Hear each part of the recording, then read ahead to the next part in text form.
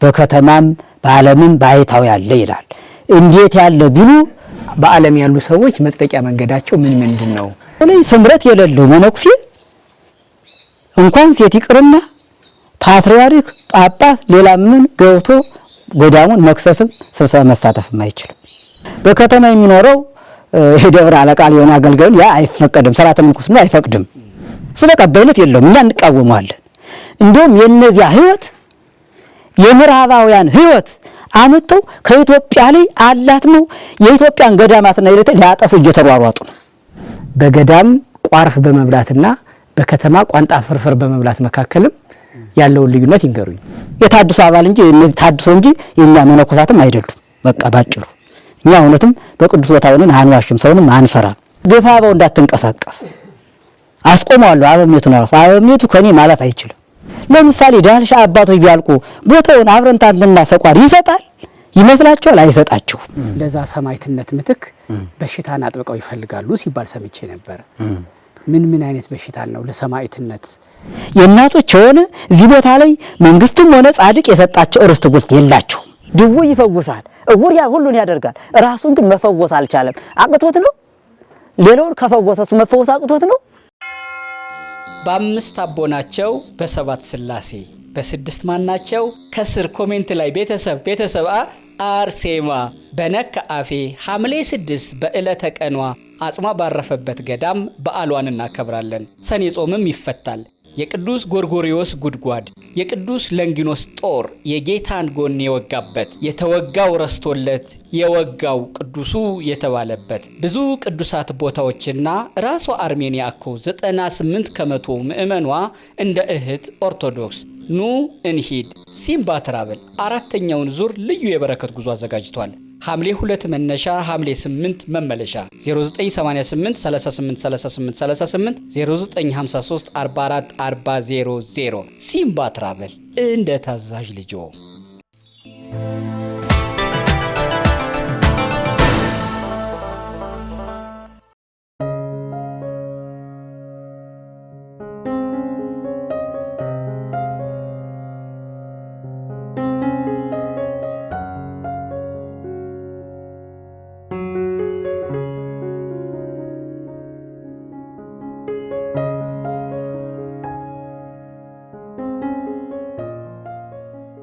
አንድ ልጅ እንኳን ከብዳል፣ እንኳን ሁለት ልጅ በዚህ ኑሮ ውድ ጤነኛ ልጅ ማሳደግም ይከብዳል። እንዴ ያሸከመኝ ልጅ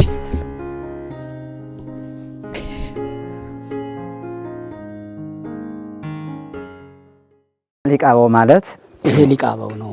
ይሄ ቤት አዎ፣ በቋሚነት ያው እንግዲህ ገዳሙ የሥራ ዘርፍ የምናኔ ዘርፍ ሁሉም የራሱ የሥራ ድርሻ እድል አለው። ሊቀረድ የሚባል አለ፣ አበምኔት አለ፣ መጋቢ አለ፣ አርድት አለ። በቋሚ የሁሉም የሥራ ድርሻ የራሱን የቻለ ነው። ይሄ ሊቃበው ራሱን የቻለ ሊቃበው ማለት በዚህ ቦታ ያው የታመሙ አባቶች ያው በገርልም በትሩፋትም ያው በትሩፋተ ስጋም በትሩፋተ ነፍስም ሲያገለግሉ ቆይተው ስጋ ደዌ ያድርባቸዋል።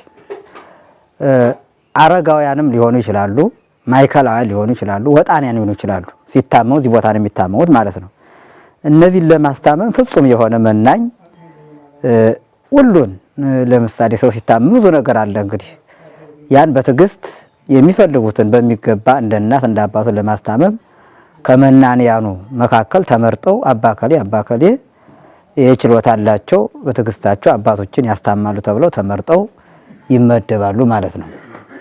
ስለዚህ ማንም ከአበምኔቱ ጀምሮ በገዳሙ የሚኖረው መነኮሳት ማይበርመን ከታመመ እዚህ ቤት ነው የሚገባ ማለት ነው። ልዩ ቦታው ሊቃበው ተብሎ ይጠራል ማለት ነው። እና ራሱን የቻለ ቤተ እግዚአብሔር ነው። ትልቅ አስተዋጽኦ ያለው ማለት ነው። እና አብዛኞቹ ከበሽታ በስተጀርባ ሲያገለግሉ ኑረው ቆይተው ሰውነታቸው ሲደክምም ራሳቸውን ማገልገል ራሳቸውን ከቤተ እግዚአብሔር ወርደው መቁነን ማምጣት ሲደክማቸው ከዚህ ይገባሉ። በማይበር ፍቃድ ደክም ያለው አልቻልኩም ብለው በማይበር አስፈቅደው ወደ ሊቃበው ይገባሉ ማለት ነው። ያ ሊቃበው የተመረጠው ሊቃበው አንድም ሁለትም ሶስትም ያው እንደ ማይበሩ ብዛት እንደ ችሎታቸው የተመደቡ ሰዎች ከማይበር መቁነናቸውን እያመላለሱ የሚያስፈልጉትን ያግዟቸዋል፣ ያገለግሏቸዋል። እስከ መቼ? እስከ ዕለተ መቃብር ማለት ነው። አስታመው ወደ ላይ ቢያስታውካቸው በእጃቸው ተቀብለው በታችም ሳይጸየፉ ማለት ነው። ይሄ የምናኔ ስራ ስለሆነ እንዲሁም ይሄ ሊቃቦ የሚባል ቦታ በገዳም በሁሉም ገዳም ጠቅላላ ገዳም በሚለው ቦታ ላይ ሊቃቦ ማለት ትልቅ የቅድስና ቦታ፣ ብዙ አበው ያሉበት የበቁ ቅዱሳን የሚኖሩበት፣ በተለይ አስታማሚዎች የሚበቁበት ቦታ ነው። የእነዚህ አገልጋዮች የሚበቁበት ለምሳሌ አብረንታንት ዋልድባ ላይ ሊቃበው የሚባሉ ሰዎች በቅተው ትልቅ ደረጃ። ምክንያቱም ይህንን ሽተውን ያሃውን ያበውን ወደ ላይ የሚያስታውካቸውን ሰገራቸውን በእጃቸው ጠርገው ምንም ሳይጸየፉ በቅተው ከጸጋ ደርሰው የሚሞቱ ናቸው። እዚህ የሚያስታሙ ማለት ነው። የተመረጡ በምናኔያቸው ፍጹም የሆኑ ናቸው እንጂ ማንም ሰው እዚህ ገብቶ ማስታመም አይችልም። ስጋው የሆነ ሁሉ እዚህ አንድ አፍታን ቆሞ መቀመጥ ማደር አይችልም። ያንን ታግሰው ሲያርፉም በስርዓት አጥበው ገንዘው ለማህበሩ ያስረክባሉ ማለት ነው። ያው አስረክበው ማህበሩ ተቀብሎ በአደጋ ደወል ተደውሎ በስርዓት አሻግሮ ይቀብራል ማለት ነው። እና ሊቃቦ ማለት ትልቅ በገዳሙ አንድ ራሱን የቻለ ትልቅ ቤተ እግዚአብሔር ትልቅ ሰፊ የሆነ ታሪክ ያለው የአበው ቦታ። ከዚህም ሲባል እንግዲህ ሊቃበው የማስታመሚያ ቦታ ብቻ ስንል ብዙም ደግሞ ገድለኞች የበቁ አበው ይገኙበታል ማለት ነው።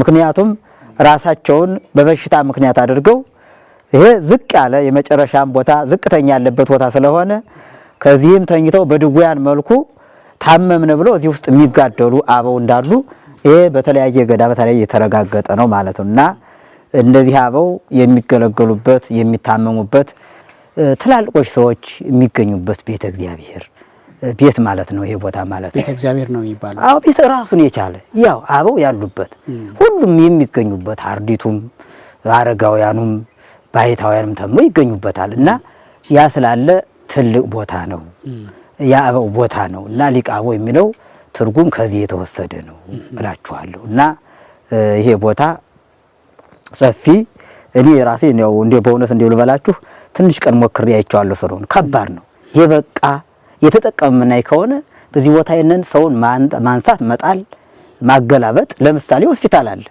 ሆስፒታል እኮ ምንም ቢሆን ብዙ ነገር ቢያረግ ለእጁ ጓንት አድርጎ ለአፍንጫው የሆነ መጠቀሚያ እንትን ብሎ እንደ ያም ደግሞ ያው ለገንዘብ ብሎ ነው። ከዚህ ግን እጸድቅ ብሎ ነው። እና ታግሶ በሽታቸውን ታግሶ ሁሉንም ታግሶ እስከ መጨረሻ ያስታማቸው። እንዲሁም ሊቃው ሲበቃ በምን ይታወቃል ቢሉ ታሞ የተኛውን አበው ወይም ረድ ወይም ባይታዊ የሚያርፍ ከሆነ የሚተርፍ ከሆነ ያውቀዋል። ከልምምድ የተነሳ ሊቃው በቃ ያውቀዋል። ቀጥታ የሚያርፍ ከሆነ እንደሚያርፍ ያውቃል። ጠንቁ በቃ የሚገባውን ያዘጋጃል ማለት ነው። እና ይሄ ያው ቦታ ትልቁ ማህበሩ ሁሉም በህይወት የሚንቀሳቀስ ሁላችንም ምን ያው ነገ ታምም ይመጣ እዚህ ቦታ ነው የምገባ፣ ሌላ ቦታ የለኝም። ወይም ሆስፒታል ወይም ጎንደር ወይም ባህር ዳር አልሄድም። ቀጥታ የምገው ማህበሩ ታም የፍጹም ታም ከሆነ ተሸክሞ አይወር እዚህ ነው የሚያገባኝ የሚረከበኝ ይሄ ሊቃቦ ነው። እዚህ ማስታመም ማንሳት መጣል ነው ወይስ ህክምና አለ? ህክምና የለም። በስርዓተ ገዳሙ እንግዲህ በምናኔ ህይወት ገድል ማለት ብዙ አይነት ገድል ነው። ያው እንግዲህ የደዌ ገድል አለ፣ የጸሎት የጾም ጸሎት ገድል አለ፣ ትሩፋት በመስራት በመታዘዝ ገድል አለ፣ 24 ሰዓት በመቆም የተለያየ እንግዲህ ቅዱሳን ያደረባቸው መንፈስ ቅዱስ አንድ ነው። የተለየ የተሰጣቸው ጸጋ ግን የተለያየ ነው ይላል። እና ከዚህ ላይ ህክምና የለም፣ መድኃኒት የለም። አንደኛ በገዳሙ ላይ ስርዓተ ህጉ መድኃኒት አይፈቅድም። ለምን ብትሉኝ የማይፈቅድበት ምክንያት አባታችን አቡነ ሳሙኤል አራተኛ በዋልድባ ጻድቅ ናቸው። ከሳቸው በፊት 3 ቅዱሳን አሉ። ብዙውን እንደ ስነ ፍጥረት አንዱም ብዙውን አንድ እየተባለ 3 አበው የሚባሉ አሉ። ከነዚያ በኋላ አቡነ ሳሙኤል ከደብረ በንኮል መጥተው እንደገና ገዳሙን አባትነት ሆነዋል ማለት ነው። እና እኒህ ጻድቅ በሚኖሩ ጊዜ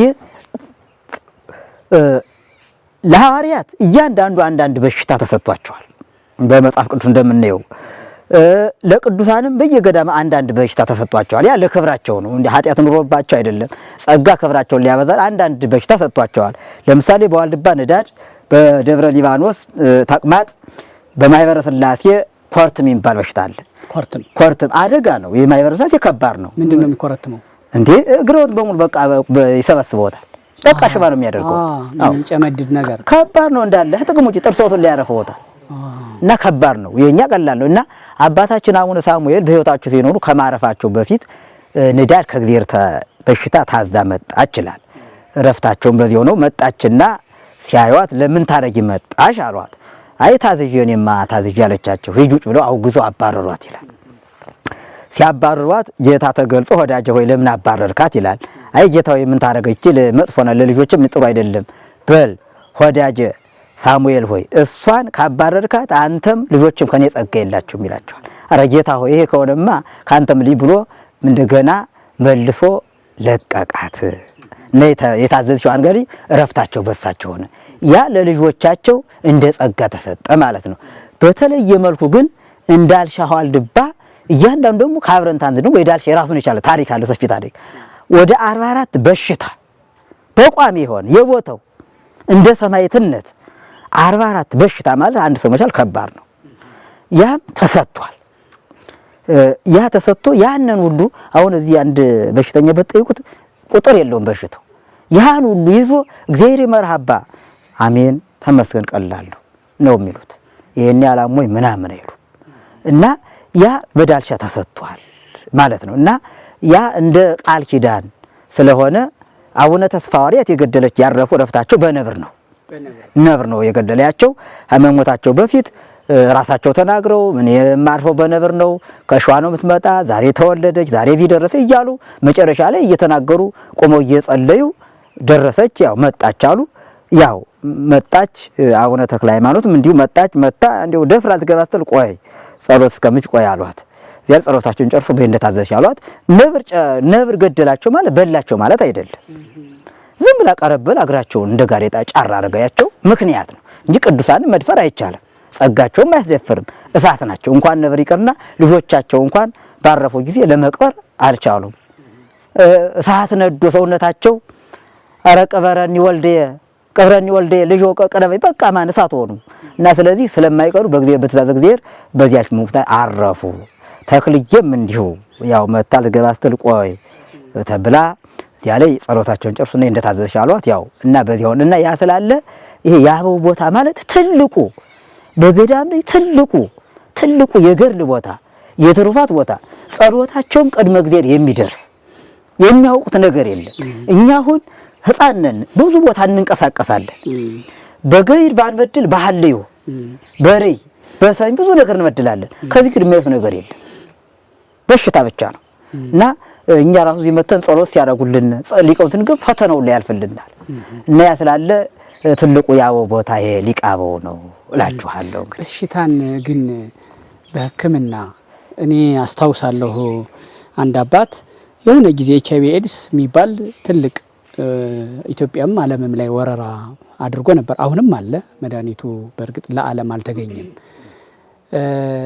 እና ስለሱ ተጠይቀው መድኃኒት እየወሰዱ መድኃኒት አቋርጠው ወደ ጸበል የሚገቡ ክርስቲያኖች በዙና ተጠየቁ። መድኃኒቱን አቋርጠው ለዚህ በሽታ መድኃኒት አልተገኘለትም። እድሜ ማራዘሚያ ነው የተፈጠረለት። ነገር ግን እድሜ ማራዘሚያውንም እየተው ምእመናን ወደ ጸበል ይሄዳሉ። በዛውም የሚድኑም የሚሞቱም አሉ እና ይሄን እንዴት ያዩታል ተብለው ተጠየቁ። መድኃኒቱን በጸበል ይዋጡት ከክርስትና ጋር አይጣላም ብለው መለሱ። ይሄን አስታውሳለሁ። እኒህ ታላቅ አባት ናቸው ይሄን ያሉት የኢትዮጵያ ኦርቶዶክስ ተዋሕዶ ቤተክርስቲያን እና አሁን እዚህ ያሉ አባቶች እንግዲህ 40 በሽታ ቀላል አይደለም። ንዳድ ብቻውን 40 ነው። ወባ ብቻውን 90 ነው። በጣም የሚያርበደብድ በሽታ ነው። የስጋ ደዌን በሳር በቅጠሉ በዳማካሴው መከላከል እንደምን ተቆጥሮ ነው? እንደው በበሽታ ስመሞት ዋጋ እንደምን ታስቦ ነው? ራስን ታክሞ የራስ ምታት መድኃኒት ቢወሰድ ምን ችግር አለው? ከሃይማኖቱ ጋር ህይወት ቢቀጥል ብዬ እኮ ነው። እግዚአብሔር ይስጥህ። አዎ ችግር የለውም። መታከም ኃጢአት ነው የሚጎዳው ነው አይደለም። አዎ ለማንም ለነፍስም ለስጋም አይጎዳም። ነገር ግን እንዳልኩ ምንኩስና ማለት አንደኛ የመጀመሪያው ኃጢአትን ማሰብ ነው። የሰሩትን ኃጢአት ሲያስቡ እንዲሁ ለምሳሌ ዓለም ሲታሰብ የነበርንበት ዓለም ሲታሰብ ከዚያም በላይ ብዙ ነገር ይዘነጋል። ያን እየታሰበ ይሄን ያህል ኃጢአት ሰርቼ አምላኬ ለኔ ምንም ኃጢአት ንጹህ አምላክ ለኔ በኔ ኃጢአት ምክንያት ሞቶ እኔማ ምን ያህል ይገባኛል እያሉ ለክብር ለጸጋ ነው እንጂ ሕክምናው ኃጢአት አይሆንም። መድኃኒት ኃጢአት አይሆንም። እንዴ መብል መጠጡ ሁሉ ኃጢአት አይሆንም። ነገር ግን ያው ደስታ ተርላ ሲኖር ያው ስጋችን ሲመቻት ወደ ኃጢአት እንገባለን የሚል ነገር ግን ስጋችን ተመችቷት በነፍሳችን ከምንጎዳ በስጋችን ተሰቃይተን በነፍሳችን ብንጸድቅ ይሻላል የሚለው። ለበሽታ መሰቃየት እኮ ለአንድ ለተራበ ወንድም እንደማብላት ያለ በረከት የሚያሰጥ አይደለም ነው የኔ ጥያቄ። ለደዌ ለስጋ መሰቃየት እኔ መታመሜ ለበሽታ ራሴን አሳልፌ መስጠቴ ለአንድ ለተራበ ነዳይ እንደማብላት ያለ ጽድቅ አይደለም። ስጋዬን ያደክምልኝ ይሆናል። ራስን እንደማጥፋት የቀረበ ነው እንዲያውም ብዬ አስባለሁ። እንደዛ ነው ጥያቄ። የዓለም ሆነበት ጥያቄ የዓለም ሆነበት ጥያቄ ችግር አይደለም። ለገዳም አልሆነ አለ። እሺ የምትፈልገው መጠየቅ ትችላለህ። እሺ ሰው የሚፈልገው ይጠይቃል። እሺ ይሄ አይደለም። አንዳንድ ጊዜ እንደው ወደሱ ላይ እንዳብነታው ለተቀስክለት አንድ ምሳሌ ጥቅስል በገዳም ላይ ከበሽታ ውጭ ፍልሰት ይባላል። ፍልሰት አዎ ወፈለሱ ቅዱሳን እምዝንቱ ዓለም ይላል። ቅዱሳን ከዚህ ዓለም ፈለሱ ይላል።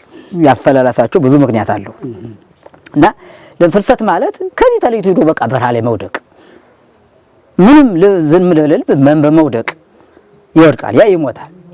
ራስን ከፎቅ እንደመወርወር አይደለም ይሄ አይሆንም ይችላል። እንዴ አንድ ሰው ለምሳሌ ይጾማል፣ ይጸልያል፣ ከህል ይከለከላል፣ ይተዋል። አሁን ይሄ እንደመሞት ማለት ነው። እንደሞት ማለት ነው። እንዴ እንደመሞት ይተዋል። ለምሳሌ እኛ አባቶቻችን ፈለው ተጋደሉ ማለት እኮ ከሁሉም ማለት አሁን በስንክሳር ብትመለከቱ በሉ የሚል ቅዱስ አታገኙ። እንዴ ካመጣው እንግዲህ ባለመብላታቸው ሳይሞቱ በመሞታቸው ይሄ ኃጢአት ከሆነማ ከባድ ነው። ስንክሳር ላይ በሙሉ አመጀመሪያው እስከ መጨረሻው በሉ የሚል መጽሐፍ የለም። ያን የሚላቸው መነኮሳትን፣ ነቢያትን፣ ሐዋርያትን፣ ሊቃውንትን፣ ደናግልን አይደለም ሁሉ በዓለም ያሉት ሁሉ በዓለም ያሉት መብላት መጠጣት ኃጢአት አይደለም። መጾም መጋደልም ሁሉም መተው ደግሞ ኃጢአት መሞትም አይደለም። ስለዚህ እኔ አሁን ለምሳሌ በእኔ ብለው ሰውነቴ ሙሉ ጤነኛ ቢሆን ሙሉ የተመቸ ባገኝ ኃጢአት እሰራለሁ። ኃጢአት ሰር ፈጣሪ እበድለዋለሁ። ነገር ግን በሽታ ሲያድርብኝ ሰውነቴ ሲደግ ፈጣሪን አስበዋለሁ። እንዴ ሌላ ይቅርና ካመጣውማ እንዴው እንደዛሬው ሳይንስ አያደርገው። ሳይንስ ትናንትና መልኩ ሌላ አይነት ዛሬ መልኩ ሌላ ነው። ትናንትና ፍልስፍና ወይም ስጋዊ ጥበብ ይባላል በቤተክርስቲያን ታሪክ እንዳጠና ነው። ፈላስፎች እንኳን ስጋዊ ጥበብን ለማወቅ ፍጹም ድምጸሰብ ነቃማይ እጸልምላሜ በሌለበት በረሃ ሄደው ይወድቃሉ ይላል። ተመልከት እንግዲህ እነሆ ስጋዊ ተመራማሪዎች ናቸው። የሚፈልጉት አንድና ስለ ስጋዊ ጥቅም ብቻ ነው። መጾም አሁን ኃጢአት ነው ማነሳው። ነገር ግን ስራቸው በሙሉ ሰውነታቸው በጾም በጸሎት ደርቆ ከእስከ ሰማይ ያዩ ነበር ይላል። ምንም ከሁሉም ተከልክለው ማለት ነው። ፍልስፍና ወጥቶ የመጀመሪያው ራሱ ከሆነ ጀምሮ ጾም ጸሎት ነው የሚያዘው እና ኃጢአት ነው ማለት ነው። እና ይሄ ስላለ በበሽታ ላይ መኖር ጽድቅ አይደለም ማለት ይሄ ለምሳሌ አልዓዛር እድሜ ልኩን በደዌ ኖረ ይላል። እዚያም በደዌ ሆኖ ያው ጌታን መምጣቱ ሲሰሙ ያው ለእህቶቹ ላከ ይላል። ወለአካሃቲሁ ይላል ሄዳችሁ ንገሩት እንደው ወዳጅ አልዓዛር ነገሩት። ነገር ግን ያው አይሆን ችግር የለም ተባለ። ነገር ሞተ፣ አረፈ። ካረፈ በኋላ ግን አነሳው እና ለምሳሌ ያልዓዛር ዳውንም ኃጢአት ነው ማለት ነው። ይዛን ግን መድኃኒት የሌለው ነው የለም ማለት ነው። ሌሎቹ ሐዋርያው ጳውሎስ ራሱ ፍጹም የሆነች የራስ ፍልጠት በሽታ ነበረችበት ይላል። ነገር ግን ሐዋርያው ጳውሎስ ሙት ያነሳል፣ ድውይ ይፈውሳል፣ እውር ሁሉን ያደርጋል። ራሱን ግን መፈወስ አልቻለም። አቅቶት ነው። ሌላውን ከፈወሰሱ መፈወስ አቅቶት ነው። ጠይቋል። በዚህ ጉዳይ ወደ አምላኩ ጠይቋል። ጌታ ሆይ እንግዲህ ጳውሎስ ዳሶ በእጁ ሳይል በልብሱ ጫፍ ነው ልብሱ ያረፈበት የነከው ወይንም ደግሞ ጥለው ያረፈበት ይፈወስ ነበር ነው የሚለው ሐዋርያው ጳውሎስ። እና ስለዚህ ነገር ግን ፍጹም የሆነ በሽታ ነበረበት። ስለዚህ በዚህ ምክንያት ወደ አምላኩ ጠይቋል። ምን ነው እኔ ሁሉን ሙት አነሳለሁ፣ ሁሉን አደርጋለሁ፣ ተራራ ፈርሳለሁ፣ ለምን ነው አልፈወስም ማለት እንደሱ አይደለም አለው ጌታ። ያው ከጸጋ እግዚአብሔር እንዳትነኝ ከክፍል ከብር እንድታገኝ ነው ብሎታል። በሌላም መልኩ ራሱ ሐዋርያው ጳውሎስ ለደቀ መዝሙሩ ለጢሞቴዎስ ኦ ወልድየ ጢሞቴዎስ ኢትስተይማ የራቆ አላ ተወስህ ንስቲተ ወይነ በእንተ ህማመ ከብድከ ልጅ ጢሞቴዎስ ሆይ በሆድ ምክንያት ሆድ በሽታ ስለ ሆድ በሽታ ብለህ ውሃ ብቻውን አትጠጣ፣ ትንሽ ወይን እየቀላቀልክ ጠጣ ብሎ አዞታል። እና ያው እንግዲህ አንዳንድ ጊዜ የሚያስፈልግ ያው ለምሳሌ ምግብ ያው ሊቃው ማለት አንደኛው ትልቁ ነገር ታመው እያሉ በሽታው ቋሚ እያለ የሚያስፈልጉት ምግብ ሲያስፈልጋቸው መጠጥ ሲያስፈልጋቸው ያን ይሰጣቸዋል። እና ይሄ ለክብር አንደኛው ገር ለቅዱሳን የተባለ ይሄ ደዌ ስለሆነ ይሄ የጸጋ የክብር እንጂ የሕክምና ወይም መድኃኒት አለመዳን ወይም ለመዳን ኃጢአትም ሆኖ አይደለም መድኃኒት መውሰድ ኃጢአት ሆኖ አይደለም። እነ ቅዱስ ጴጥሮስ ቁልቁል መሰቀል እንደነ ቶማስ ዘመራስ መተልተል መዘልዘል በዚህ ጊዜ አይታሰብም። እናም ደግሞ ገዳማ እዚህ ያሉ አባቶች ለዛ ሰማዕትነት ምትክ በሽታን አጥብቀው ይፈልጋሉ ሲባል ሰምቼ ነበር። ምን አይነት በሽታ ነው ለሰማዕትነት አባቶች በዚህ በሽታ መሞት በዚህ ጊዜ ሰማዕትነት ነው ሰማዕትነትንም ያስገኛል በሚል በሽታን የሚመኙት በዛውም አሁን የህሙማን ተኝተው ያሉበት አበውን ስላየን እንደው የተወሰነ ሐሳቡ ተገናኝቶብኝ ነው እዚህ ጋር። መልካም ነው። ሰማዕትነት እንግዲህ እንደው ሊቃውንት እንዳስተማሩን ሰማዕትነት በስለት መታረድ፣ ሰማዕትነት በእሳት መቃጠል አይደለም። ሰማዕትነት ባላውያን ነገስታት መገረፍ መደብደብ አይደለም። ሰማዕትነት የሚለው ብዙ አጀንዳ አለው። ሰማዕትነት ማለት እውነት መመስከር፣ ሰማዕትነት ማለት በጽድቅ መኖር፣ ሰማዕትነት ማለት ትንሿ ነገር ሰማዕትነት ነው። ሰማዕትነት ምስክር ነው። እና አንዳንድ ጊዜ ምን አለ መሰሉት ቅዱሳን እንደየ ክብራቸው እንደየ ጸጋቸው የተለያየ ነው። ላንዱ አይደለም ሲሉ አባቴ የቋንቋ የኔ መረዳት ከሆነ እንዲያረሙኝ ብዬ ነው። መቃጠል በእሳት መተልተል አይደለም ሲሉ ብቻ አይደለም ማለት ነው። አዎ ግሬስት ሰማዕትነት ማለት በመሰህ ብቻ አይደለም። እንዴው እንዳበነት መንደርደሪያ መነሻ ይሁን እንጂ ሰማዕትነት ጽድቅ የሆነ ሁሉ ሰማዕትነት ነው። እውነት ከባድ ነው። እውነት መናገር ባህላውያን ወይ በሐሰተኞች ሰዎች እውነት መናገር ይሄ ሰማዕትነት ነው። ለለቱ እንደ ኮሶ ይመራል፣ ፍጻሜው ግን ሰማዕት ምስክርነት ነው። እና ያ ስላለ እሱ ብቻ አይደለም። ነገር ግን ይሄ ሁሉ ምን አለ መሰላችሁ እንደየ ጸጋቸው እንደየ ገርላቸው እንደየ ጠንካራነታቸው ነው ሁሉም የሚሰጣቸው። ሰማዕትነት ለሁሉም አይሰጥም። ምክንያቱም ፈርቶ መካድ አለ። እንግዲህ አስቡ እንግዲህ ለምሳሌ ታላቁ ቅዱስ የእስክንድርያው መንበር ቅዱስ ጴጥሮስ ተፍጻሜተ ሰማዕት የተናገረው ቃል ኃይላል ለምን ብሎ ብዙ ነገር ካለ በኋላ ከዛሬ ጀምሮ ሰማዕትነት አይኑር ብሎ ጸልዮ አዘግቶታል ይላሉ። ምን ነው ሰማዕቱ ቅዱስ ጴጥሮስ ምን ነው ተመቅኝቷቸው ጠልቷቸው ነው ይላሉ ሊቃውንት። ጠልቷቸው ተመቅኝቷቸው አይደለም።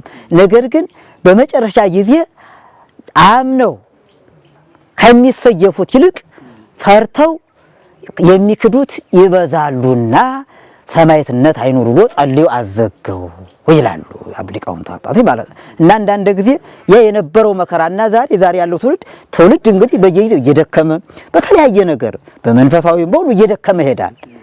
ለምሳሌ አሁን ትናንትና የነበሩ ኢትዮጵያውያን አባቶቻችን ነገስታቱ ዛሬ አንድ አይመጣም እና እንደ ጊዜው ሂደት እየሰለሚል ስለዚህ በሽታው በሰማዕትነት ቁጥር ነው። እውነት ነው። ይሄ እውነት ነው። ሳይፍነቱ ፋንታ በሽታ ሆኗል። በሽታ ሆኗል ነው እንደሱ። በጣሊያን ጊዜ በጥይት የተገደሉት ብፁዕ አቡነ ጴጥሮስን የኢትዮጵያ ኦርቶዶክስ ተዋሕዶ ቤተክርስቲያን እንደ ሰማዕት ቆጥራለች። ተፍጻሜተ ሰማዕት ጴጥሮስ ያኛው ደግሞ ሰማዕትነት አይኖር ብሎ ዘግቷል ብለውኝ ነው። ያስታርቁልኝ እስኪ። ወፈድፋ ደስ ይላል። ሰማዕትነት ጨርሶ አይኖር ማለት አይደለም። መጽሐፍ ብዙሃኑን ነው። መጽሐፍ ስም ካልጠቀሰ ብዙሃኑን ነው አጫፍሮ የሚናገር እና ፈጽሞ አይኖርም ማለት ሳይሆን ፈጽሞ አንድ ሰው አይኖርም ማለት ሳይሆን ያው እንደዛ ያ የነበረ ያ ዘመን አሁን ለምሳሌ በዲዮቅልጥያኖስ ዘመን የነበረ ሊቁ ቅዱሱ ያ ከባድ ነው። ዘመነ ሰማዕታት ዓመተ ሰማዕታት ይባላል። አለው አይነት አለው። በነገስታት በዚህ በሚሰይፉ ባላዊ ነገስታትም ራሱ ርዕይ ያላቸው የሆነ እንደው መጠን ያላቸው አሉ። ከባድ ያ ዘመን ከባድ ነበርና ከባድ ጊዜ ያለ ምናል እና ይሄ ወፈድፋደስ ለማለት ነው። በብዙሃን ሲመለከቱ ነው እንጂ አንዳንድማ ግዴታ አለ እንጂ ዛሬስ አለ እንጂ። እዚህ ውስጥ ያሉ የታመሙ አበው የሰማዕትነት እነሱን የሚያገለግሉ ሕያው ሰማዕታት ለሰማዕትነት ጸጋ በረከት የሚያገኙበት፣ ታማሚዎቹ ደግሞ ወደ ሰማዕትነት በር ላይ ያሉ ናቸው እያሉኝ ነው አይደለ? እሺ አመሰግናለሁ። እኔ ጥያቄን አንስቻለሁ። ወደ ቋርፉ ወደ ቅዱሱ ቦታ እንሻገር። አሁን ያለነው እህል የሚበላበት ሊቀ አበው ያሉበት ቦታ ነው። ከዚህ ደግሞ ወደ ቅዱሱ ቦታ እዛ ደግሞ ሌሎች የቋርፍ አዘገጃጀቱን ሌሎችንም ትምህርቱን ይሰጡናል እና ላስቸግሮት ወደዛ እንሂድ። መልካም። እሺ አባቴ።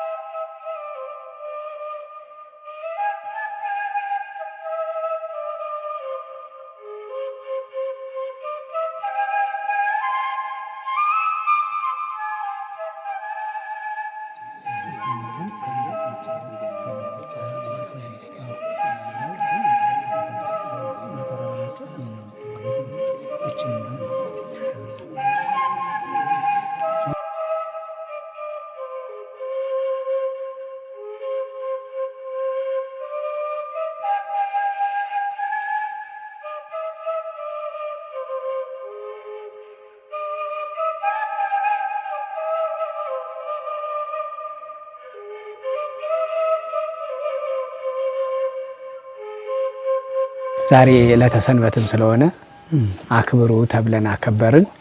እንዲያ የመረረው ነገር ታሪኩን፣ እንዲያ የመረረው ነገር ደግሞ አሰራሩን በዛው እንዲነግሩን ብለን ነው አባቴ። መልካም። እግዚአብሔር እንግዲህ እንደሰጠን ጸጋ አባቶቻችን እንዳስተማሩን እንደነገሩን እንዳስረከቡን እኛም ደግሞ ባለ አቅማችን እንግዲህ እንገዛላቸዋለን። ትውልድ ያልፍ ወትውልድ ይተርፍ ይላል። አንድ ትውልድ ያልፋል፣ ሁለተኛ እየመጣ ያው እንግዲህ አባቶች የነበሩ አባቶች ተቀብሎ ለኛ አስረክሙ ነው። ቋርፍ ማለት በዓለም ገዳማት በዋልድባ ብቻ ነው፣ በሌላ ቦታ የለም። እርግጥ ቋርፍ የሚለው እጽዋቱ በሌላ ቦታ ሊኖር ይችላል። ቋርፍ ያው የምግቡ ስም ነው። ጠቅላላ ለምግብ ሲዘጋጅ የተለየ እጽዋቶቹ የተለያዩ ስም አላቸው። አንደኛው ገመሎ፣ ሁለተኛው ጻበሌ፣ ሶስተኛው ሳዳ ይባላል። እነዚህ የተፈጥሮ ሀረጎች ናቸው። ሀረጎቹ አንድ አይነት ወጥ ያላቸው አንድ አይነት መልክ ያላቸው ናቸው። ባህሪያቸውም ሁለመናቸው፣ አበቃቀላቸው፣ አወጣጣቸው አንድ አይነት ነው። ነገር ግን ከሶስቱ ሁለቱ ድርቅ የተለያየ ነገር አውሬ ያጠፋቸዋል። አንደኛው ሳዳ የሚባለው ግን ኃይለኛ ነው። ወደ መሬት ጠልቆ የመሄድ ባህሪ ያለው ራሱ ጠል ያለው መከራ የሚችል ነው። ተቆፍሮ የሚገኘው በርቀት ነው። ነገር ግን ያው ቋርፍ የሚለው አጋጣሚ በስም እንዲያው በሌላም ገዳም ከገዳም በፊት እንዲያው ታሪክ ወደ ኋላ ዘወር ብናመጣ ዮም ተወልደ ከሳቴ ብርሃን፣ ዮም ተወልደ ቤዛ ኩሉ ዓለም፣ ዮም ተወልደ መድኃኔ ዓለም ብላ ሚዳቋ በቋራ አቅጣጫ ስታመሰግን የጌታ ልደት አይታ በቋራ ምድር ቋርፍ እየቆፈረ የሚኖረበት ባይታዊ አያት ይላል። ይሄ ቋራ ማለት ይሄ ገዳም ማለት ማህበረ ሥላሴ ማለት ነው። ስለዚህ ቋርፍ በዚህ አቅጣጫ እንዳለ እጽዋቱ ያው ይናገራል ማለት ይሄ ከሙያም የዋልድባን ገዳም ከመቀደሙ በፊት ማህበረ ሥላሴም ራሱ ከመቀደሙ በፊት ነው የሚሆነው በጌታ ልደት ማለት ነው። እና ስለዚህ በገዳም አስቄጥስ እንኩርኩሪት ይባላል፣ በማህበረ ሥላሴ ዛሬ መኮሬታ ይባላል። ዋልድባ እንዲህ ሶስቱ እጽዋቶች በተፈጥሯቸው የወጡ ናቸው፣ በክረምት ዝናብ ብቻ የወጡ ነገር ግን እነዚህ እጽዋቶች ማንም አያውቃቸውም። ገዳማሊ ከመገደሟ ይኸው እንግዲህ ያዙልኝ ማህበረ ሥላሴ ከመገደሙ በፊት ባይታዊ ናዝራውያን ሲኖርበት እንደነበር ይሄ ምስክር ነው። ቋርፍ የሚቆፍር ባይታዊ እንዳያት በቋራ ብሎ ቋራ ማለት ማህበረ ሥላሴ ነው። በቁሙ በሙሉ 400 ነው የተገደመ ማህበረ ሥላሴ ማለት ነው ዋልድባ በፊት። ስለዚህ ዋልድባ ደግሞ ከመገደሙ በፊት ናዝራውያን ይኖሩበት እንደነበር ያው ሰፊ ታሪክ አለ። ያ ማስረጃ እናመጣለን ማለት ነው። እና ነገር ግን ምንኩስናው ምናልባት የዋልድባን ታሪክ ለማስረዳት ቋርፉ የሚለው ባጭሩ እነዚህ ግመሎች ጌታ መድኃኒታችን ኢየሱስ ክርስቶስ በተወለደ በ2 ዓመቱ በስደት መጥቶ ከኢትዮጵያ ምድር ወደ ኋላ መለስበታለሁ ወደ ዋልድባ ገባ ይላል። እመቤታችን ራበኝ የሚል ጥያቄ አቅርባተላታለች። ዋልድባ ትልቅ ዋሻ ገቡና አገኙና በሱ ገቡ። ግን የሚበላ አልነበረውም። እኔ ልጅ ወዳጄ ፈጣሪ ኢየሱስ ክርስቶስ ሆይ የሚበላ አምሮኛ ርቦኛ ስጠኝ አለችው። በዮሴፍ አንካሴ ይላል። ዮሴፍ በያዘው በብረት አንካሴ እነዚህን እጽዋቶች ቆፍሮ እንቺ ብሎ ሰጣት ይላል። እንግዲህ ዋልድባ መጀመሪያው ታሪኩ ማለት ነው። ዋልድባ በሁለት ይተረጎማል። በጌታ በስደቱ እንደገና አበው መምጣታቸው በዋና በገዳሙ ማለት ነውና ስትቀምሰው መራራ ነው። ይሄ እኔ ከስንዴና ከወይን ውጭ ምግብ አልለመድኩም አላውቅም። ይሄ መራራ ነው አይበላኝም አለችው። እናቴ ሆይ ይሄ መራራ ነው ትያለሽ፣ ስላንቺና ስለኔ ፍቅር ብለው በዚህ ቦታ ቅዱሳን መነኮሳት ከአራቱ ማዕዘን ዓለም ይመጣሉ ይቀመጣሉ። ይሄ መራራ ነው የምትዩ ምግብ እንደ ማር እንደ ወተት እየጣፈጣቸው እየተመገቡ በምስጋና አንቺንና እኔን በማመስገን እስከ ምጽአተ ክርስቶስ ብዙ ቅዱሳን ይሰበሰባሉ ይኖራሉ ብሎ አያይዙ የገዳሙን ጸጋ የገዳሙን ታሪክ እንዲህ እንደሚገደም ክብሯን ልልናዋን ነገራት። ለእናቱ ለድንግል ማርያም ማለት ነው። ምንድነው መራራ ነገር መብላት? ምንድነው ምክንያቱ? እግዚአብሔር ይስጥህ፣ ጥያቄው መልካም ነው። መራራ ለበሱ የእጽዋቱ ባህሪ መራራ ሆነ እንጂ ያን ከተናገረ በኋላ ግን እጽዋቱ ተቀይሯል። የሚገርማችሁ ነገር ምሬቱን ለውጧል። ጌታ እንደተናገረ እሷ መራራ ነው አለች። ይሄ መራራት አይመርም እንደ ማር እንደ ወተት ይጣፍጣል ተብሎ እንዳይመር ተለውጧል። ያን ቃሉን ሲናገር ክርስቶስ ጣዕም ብቻ እንዲኖረው ተለውጧል። ምናልባት ግን ከዚህ ላይ ዛሬ ምሬት አለው ለምን ዘሞ ዛሬ ይመራል እንዳትሉኝ፣ ይሄ እንደተናገረ ይጣፍጥ ነበር። ምሬቱን እዚህ ወዲያ ላበው አላሳየም። ነገር ግን በኋላ ዘመን በዛን ጊዜ በስራቱ አርዲቱ ቁፈራ ሲሄድ እየገባችሁ ነው ገብቷችኋል። ጌታ ለእመቤታችን እንደ ማር እንደ ወተት ይጣፍጣታል ብሎ ሲናገር ቀጥታ ጣፋጭ ሆኗል ነው የምላችሁ። ምሬቱ ጠፍቷል ማለት ነው። አይኔ ዛሬ መራራ ነው የበላሁት ዛሬ መሮኛል። አዎ ጥሩ ነው ልንመጣል ነው። ተለውጧል ነው የምለው። ተለውጦ ጣፋጭ ሆኗል ነው ቀጥታ የምላችሁ ላበው ለመጡት ለጀማሪዎቹ። ነገር ግን ለረጅም ዘመን በጣፋጭነት ሲጠቀሙት ከቆዩ በኋላ ያ ሁሉ በአንድነት ነው። ሕግ ማለት ሕግን ስንጠብቀው ይጠብቀናል፣ ስናፈርሰው እኛም እንፈርሳለን። አዎ ሕግ ይጠብቃል፣ እንጠብቀዋለን። ስለዚህ አርዲቱ ወደ ስራ ሲሄድ ማህበሩ ከቤተ እግዚአብሔር ያለ አይመገብም። አርዲቱ ካልመጣ ይሁንም ያምሹም ማህበሩ ዝም ብሎ ቁጥር ሳይበላ ይውላል። አርዲቱ እስከሚመጣ አርዲቱ ሲመጣ ነው ባንድ የሚበላ። አንድነት ማለት ይሄ ነው ገዳም ምናኔ። ስለዚህ አርዲቶቹ ሲቆፍሩ ድንገት መሸባቸው። ምን ነግሬያቸው ያዙልኝ እንዳሰሩ መሸባቸውና እንግዲህ ምን አለ መሽቷል እንግዲህ ለመድ አንደርስም ይሄን ቀቅለን በልተን እንደር አሉ። ልብ በሉ እንግዲህ ቀቅለን በልተን ቀቅለው በልተው አደሩ። ማህበሩ ጦም አደረ። ማህበሩ ጦም በማደሩ አልተናደደም። ነገር ግን እኚህ ልጆቻችን ምን አገኛቸው ሀለው ለዚያች ምን ፈተና ገጠው ሲጨነቁ አድረዋል አበው ቅዱሳን። ነገር ግን አርዲቱ በበነጅተው ያው ተሸክመው ስራ ይዘው ሂደዋል ማለት ነው። ተሰብስበው ማህበሩ አበምኔቱም ሁሉም ተሰብስበው ልጆቻችን እንኳን ደህና መጣችሁ፣ ምን ነው አደራችሁ፣ ምን በልታችሁ አደራችሁ? ኧረ እኛማ መሽቶብን በልተን አድረን። እንዴ በልታችሁ አደራችሁ? አዎ። ለምን? አዎ በሕግ አያሳልፉ። ሕገ እግዚአብሔር እንዲጣስ በፍጹም አያስተናግዱ። ለምን? እኛ ጾም እያደርን ለምን ሕገ እግዚአብሔር ታፈርሳላችሁ? ተቆጣ። አበምኔቱ ጻድቅ ነው፣ የበቃ ነው። እንደኛ እንደዛ ተራሳው አይደሉም። በሩ ከዛሬ ጀምሮ ወደ ጥንት ምሬቱ ይመለስላችኋል። ልብ በል እንግዲህ የጠይቅ ጥቂት ይኸውልህ ከዛሬ ጀምሮ ወደ ጥንት ምሬቱ ይመለስላችሁ፣ በጻይር በጋይር አዘጋጅታችሁ ተጠቀሙት ብሎ የመርገም ቃል አስተላለፈ ማለት ነው። አሁንም ወደ ምሬቱ ተመለሰ። አሁንም ቢሆን ሳዳ የሚባለው አይመርም፣ ያው ጣፋጭነቱ እንደያዘ ነው። ዋናው በቋሚ በሰፊ ያሉ ጻብሌ ግመሎና ጻብሌ ስለሆኑ እነሱ ጻብሌ ይመራል፣ እንትን ግመሎ ይመራል፣ ጻብሌ ያሰክራል። እነሱ ተነክረው እንዲጣፍጡ ምሬታቸው እንዲለቅ ይደረጋል አልኳችሁ። እና አሁን ዛሬ አንደኛ ያ እየጠፋ ሲሄድ ታሪኩ እንዳይጠፋ እንዲያው ታሪኩ አትክልቱ እየጠፋ ሲሄድ እንዳይጠፋ ብለው አባቶች ተስካራበው እየተባለ ሌላ ምመን ሲመጣ ያ ምሬቱ እንዳለ ይበላል፣ ይሰጣል፣ ሳይሰምር ማለት ነው። ለዚያ ነው እንጂ ይሰምራል፣ ይጣፍጣል ማለት ነው። በዚህ መልኩ ነው እያቸዋለሁ። እሺ በጣም ገርሞኝ ነው። በተለየ የቋርፍ ምሬት አሁን ከነገሩን ከአበው ታሪክ ከኢየሱስ ክርስቶስ ይጣፍጥላችሁ ከማለት በኋላ ከዛ ደግሞ በርግማኑ ይምረርባችሁ ከዚህ በኋላ ከመባሉ ባለፈ ይሄን አባቶች ይሄን የመረረ ነገር በመብላት ምንን ያስታውሳሉ? ለራሳቸውስ ምንን ይነግራቸዋል? ምን ይገባቸዋል ይሄን ሲበሉ?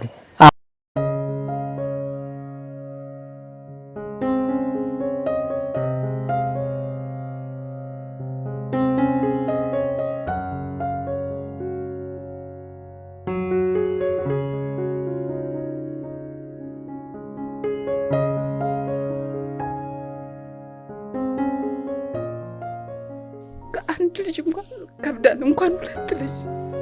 በዚህ ኑሮ ውድ ጤነኛ ልጅ ማሳደግም ይከብዳል። እንዴ ያሸከመኝ ልጅ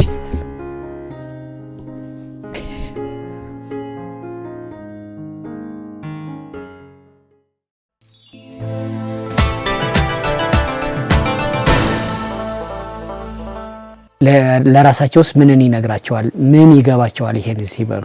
አዎ ምን ይገባቸዋል? ምን ይመስላቸዋል ማለት ይሄ እንግዲህ ምንኩስና ማለት መከራ ነው፣ መከራራ ሞት ነው። ምንኩስና ማለት ጠቅላላ ክርስትና ማለት መከራን መቀበል ነው። የክርስቶስን መከራ መቀበል ነው። ክርስቶስን መቀበል መከራ የክርስቶስ መቀበል። ምንኩስና ማለት አክሊለ ሦኩን በዕለተ ዓርብ የተቀበለውን መከራ መቀበል ነው። ክርስቶስ በዕለተ ዓርብ ምን ተቀብሏል?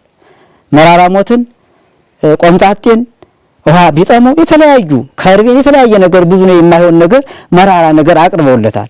ምንኩስና ማለት የመከራ ህይወት ነው። የፋሽን የደስታ ህይወት አይደለም። ምንኩስና ከመጀመሪያው እስከ መጨረሻው የመከራ ህይወት ነው። አክሊለ ሦኩን ዕለተ ዓርብን እያሰቡ መኖር ነው። ምንኩስና ደስታ፣ በምንኩስና ህይወት ደስ ብሎት የጣፈጠ ያማረ ጠጥቶ በልቶ ሊኖር አይደለም የተቀበለው ማለት ነው። ክርስቶስ በዕለተ ዓርብ አንድም ደስታ አንድም ምንም ያገኝ መከራ ብቻ ነው። መከራውም በመከራ ላይ እጥፍ ድርብ ነው የክርስቶስ መከራ። ስለዚህ ምንኩስናም ቀጥ ባለ መልኩ የክርስቶስን አክሊለ ሦክ ነው የተቀበል፣ የክርስቶስ መከራ ነው የተቀበል ነው። ክርስቶስ አንተ የተቀበልን ከሆነ መከራ 13 ሕማማተ መስቀልን እንቀበላለን። ከነገራችን ላይ ምንኩስና በሁለት ይከፈላል። የሚሰጠው አሰጣጥ ማለት ነው። አስቻው መላይ ተብሎ አክሊለ ሦክ ተብሎ ማለት ነው። ይሄ ብዙ ልዩነት አይኖረውም። ያው የተወሰነ ህግ ስርዓት በቤተክርስቲያን በቀኖና ቤተክርስቲያን ህግና ስርዓት የሚባሉ አሉ። ህግ ማለት ቋሚ ነው፣ አይሻሻልም፣ አይለወጥም፣ አንድ ሰርቷል። ስርዓት ግን እንደ ጊዜው እንደ ዘመኑ ይሻሻላል። አዎ መከራ ዘመን አለ፣ አጸባ ዘመን አለ፣ ሰማዕትነት ዘመን አለ፣ ይሻሻላል ከችግር የተነሳ ማለት ነው።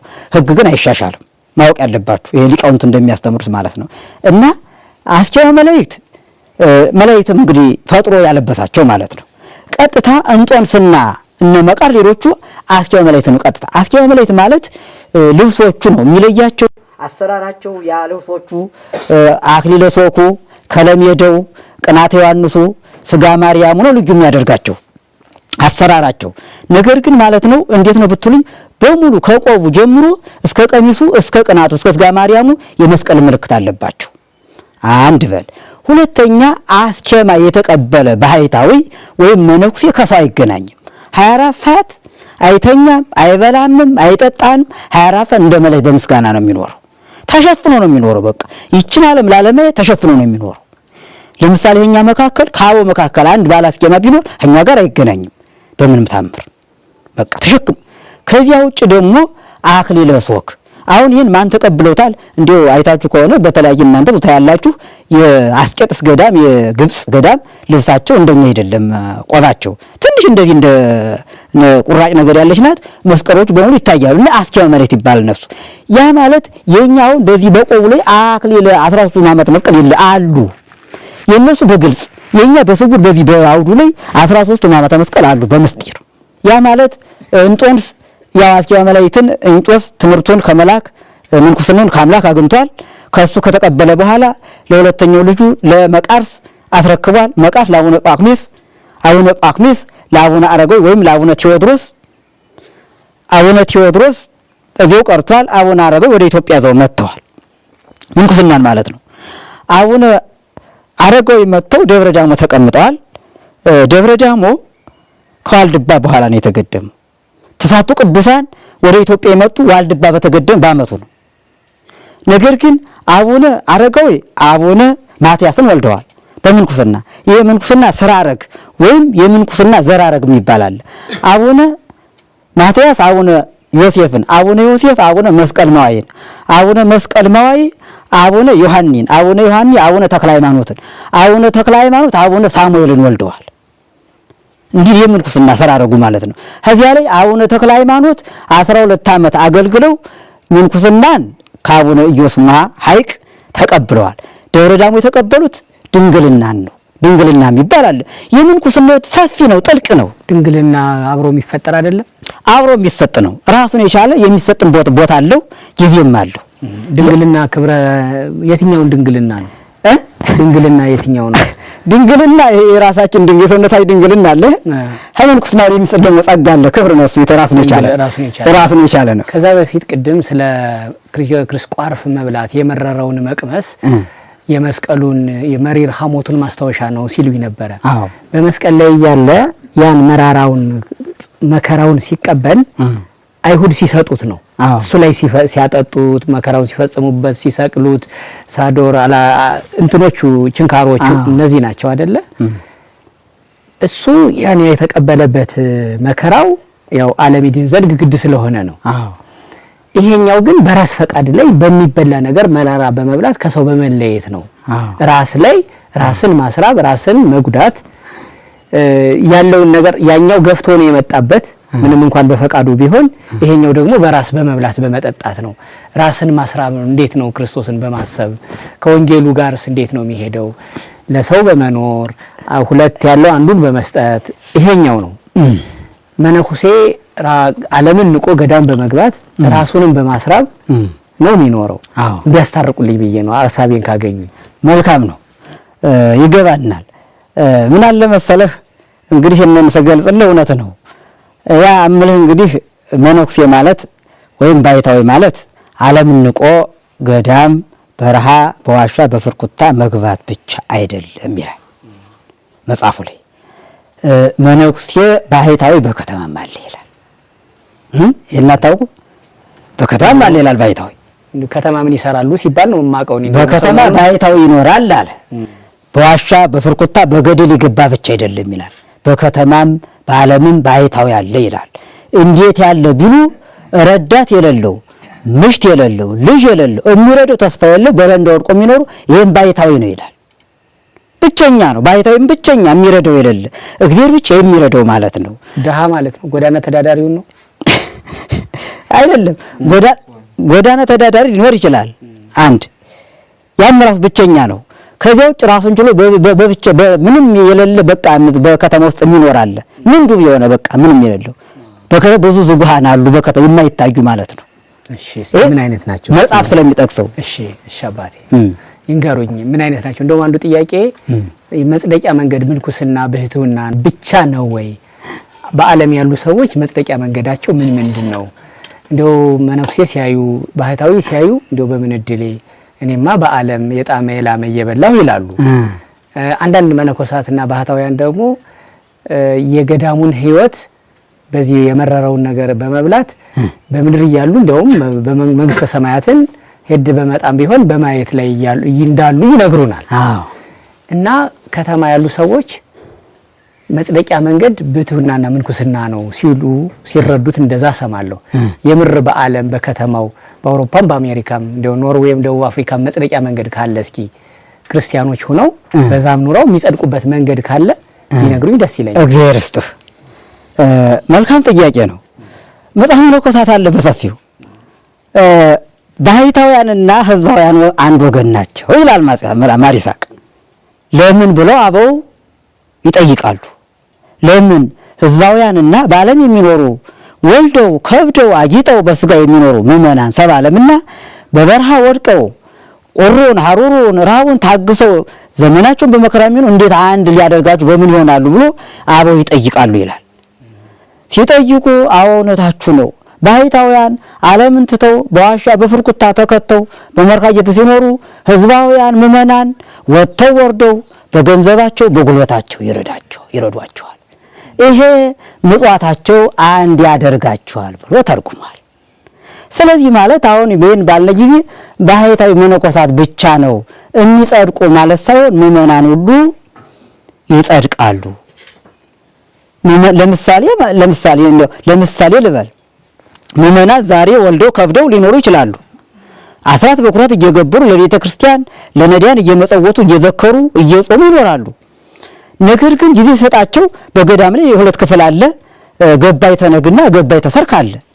ገባይ ተሰርክ አሁን ለምሳሌ ገባይ ተነግ በሕፃንነቱ በድንግልናው በዓለም ነፍሴን ለሥላሴ ስጋዬን ለመነኩሴ ብሎ ይገባል። እናት አባቱን ማንም ሳያገለግል ገዳምን ያገለግላል ማለት ነው። ይሄ ገባይ ተነግ ይለዋል። ያው ሕፃንነቱን ሲመለከት ሌላው ገባይተ ሰርክ ወልዶ ከብዶ ያው ድሮ ልጆቹን ትዳር አስይዞ በቃ እንግዲህ ይበቃኛል ብሎ ይገባል። ይገባል። ሲገባ አለ የዛን ጊዜ ገባይተ ሰርክና ገባይተ ንግስ በሚመነኩሱ ጊዜ ለእንጦንስ የተሰጠው የምንኩስና ክብር አንድ ነው ይላል። ነገር ግን እንደ ገድላቸው እንደ ትሩፋታቸው እንደ ዘመናቸው ጸጋቸው ይለያያል። በምንኩስና የምትሰጠው ጸጋ ግን አንዲት ናት ይላል። ስለዚህ ምእመናን ይጸድቃሉ፣ ከባሕታውያኑ ጋር አንድ ወገን ናቸው። መጽሐፉ አንድ አድርጓቸዋል። ለባሕታውያን ለመነኮሳት በመስጠት ነው አንድ ያረጋቸው። አዎ በሚኖሩት ዓለም የኤክሰርሳይዝ የሚያደርጉት የክርስትና ህይወት መመነን ዓለምን ሁሉን ትቶ በዛው ዓለም ግን በከተማው በዛው ህይወት በትዳር ተወስነው ሊሆን ይችላል። እንደው መጥፎ ነገርም ሲገጥም ተፋታውም ሊሆን ይችላል። ልጆች ወልደው የመንግስት ስራ እየሰሩ እየነገዱ ይኖራሉ። ህይወት ደግሞ በዚህ መሃል መላከ ሞት ይመጣል። የነዚህ ሰዎች ዕጣ ፈንታ ሲኦል ወይስ በመንግስተ ሰማያት? በአምስት አቦናቸው በሰባት ስላሴ በስድስት ማናቸው ከስር ኮሜንት ላይ ቤተሰብ አርሴማ በነካ አፌ ሐምሌ 6 በዕለተ ቀኗ አጽሟ ባረፈበት ገዳም በዓሏን እናከብራለን። ሰኔ ጾምም ይፈታል። የቅዱስ ጎርጎሪዎስ ጉድጓድ፣ የቅዱስ ለንጊኖስ ጦር የጌታን ጎን የወጋበት የተወጋው ረስቶለት የወጋው ቅዱሱ የተባለበት ብዙ ቅዱሳት ቦታዎችና ራሷ አርሜኒያ እኮ 98 ከመቶ ምእመኗ እንደ እህት ኦርቶዶክስ ኑ እንሂድ ሲምባ ትራቭል አራተኛውን ዙር ልዩ የበረከት ጉዞ አዘጋጅቷል። ሐምሌ 2 መነሻ፣ ሐምሌ 8 መመለሻ 0988 38 38 38 0953 44 400 ሲምባ ትራቭል እንደ ታዛዥ ልጆ።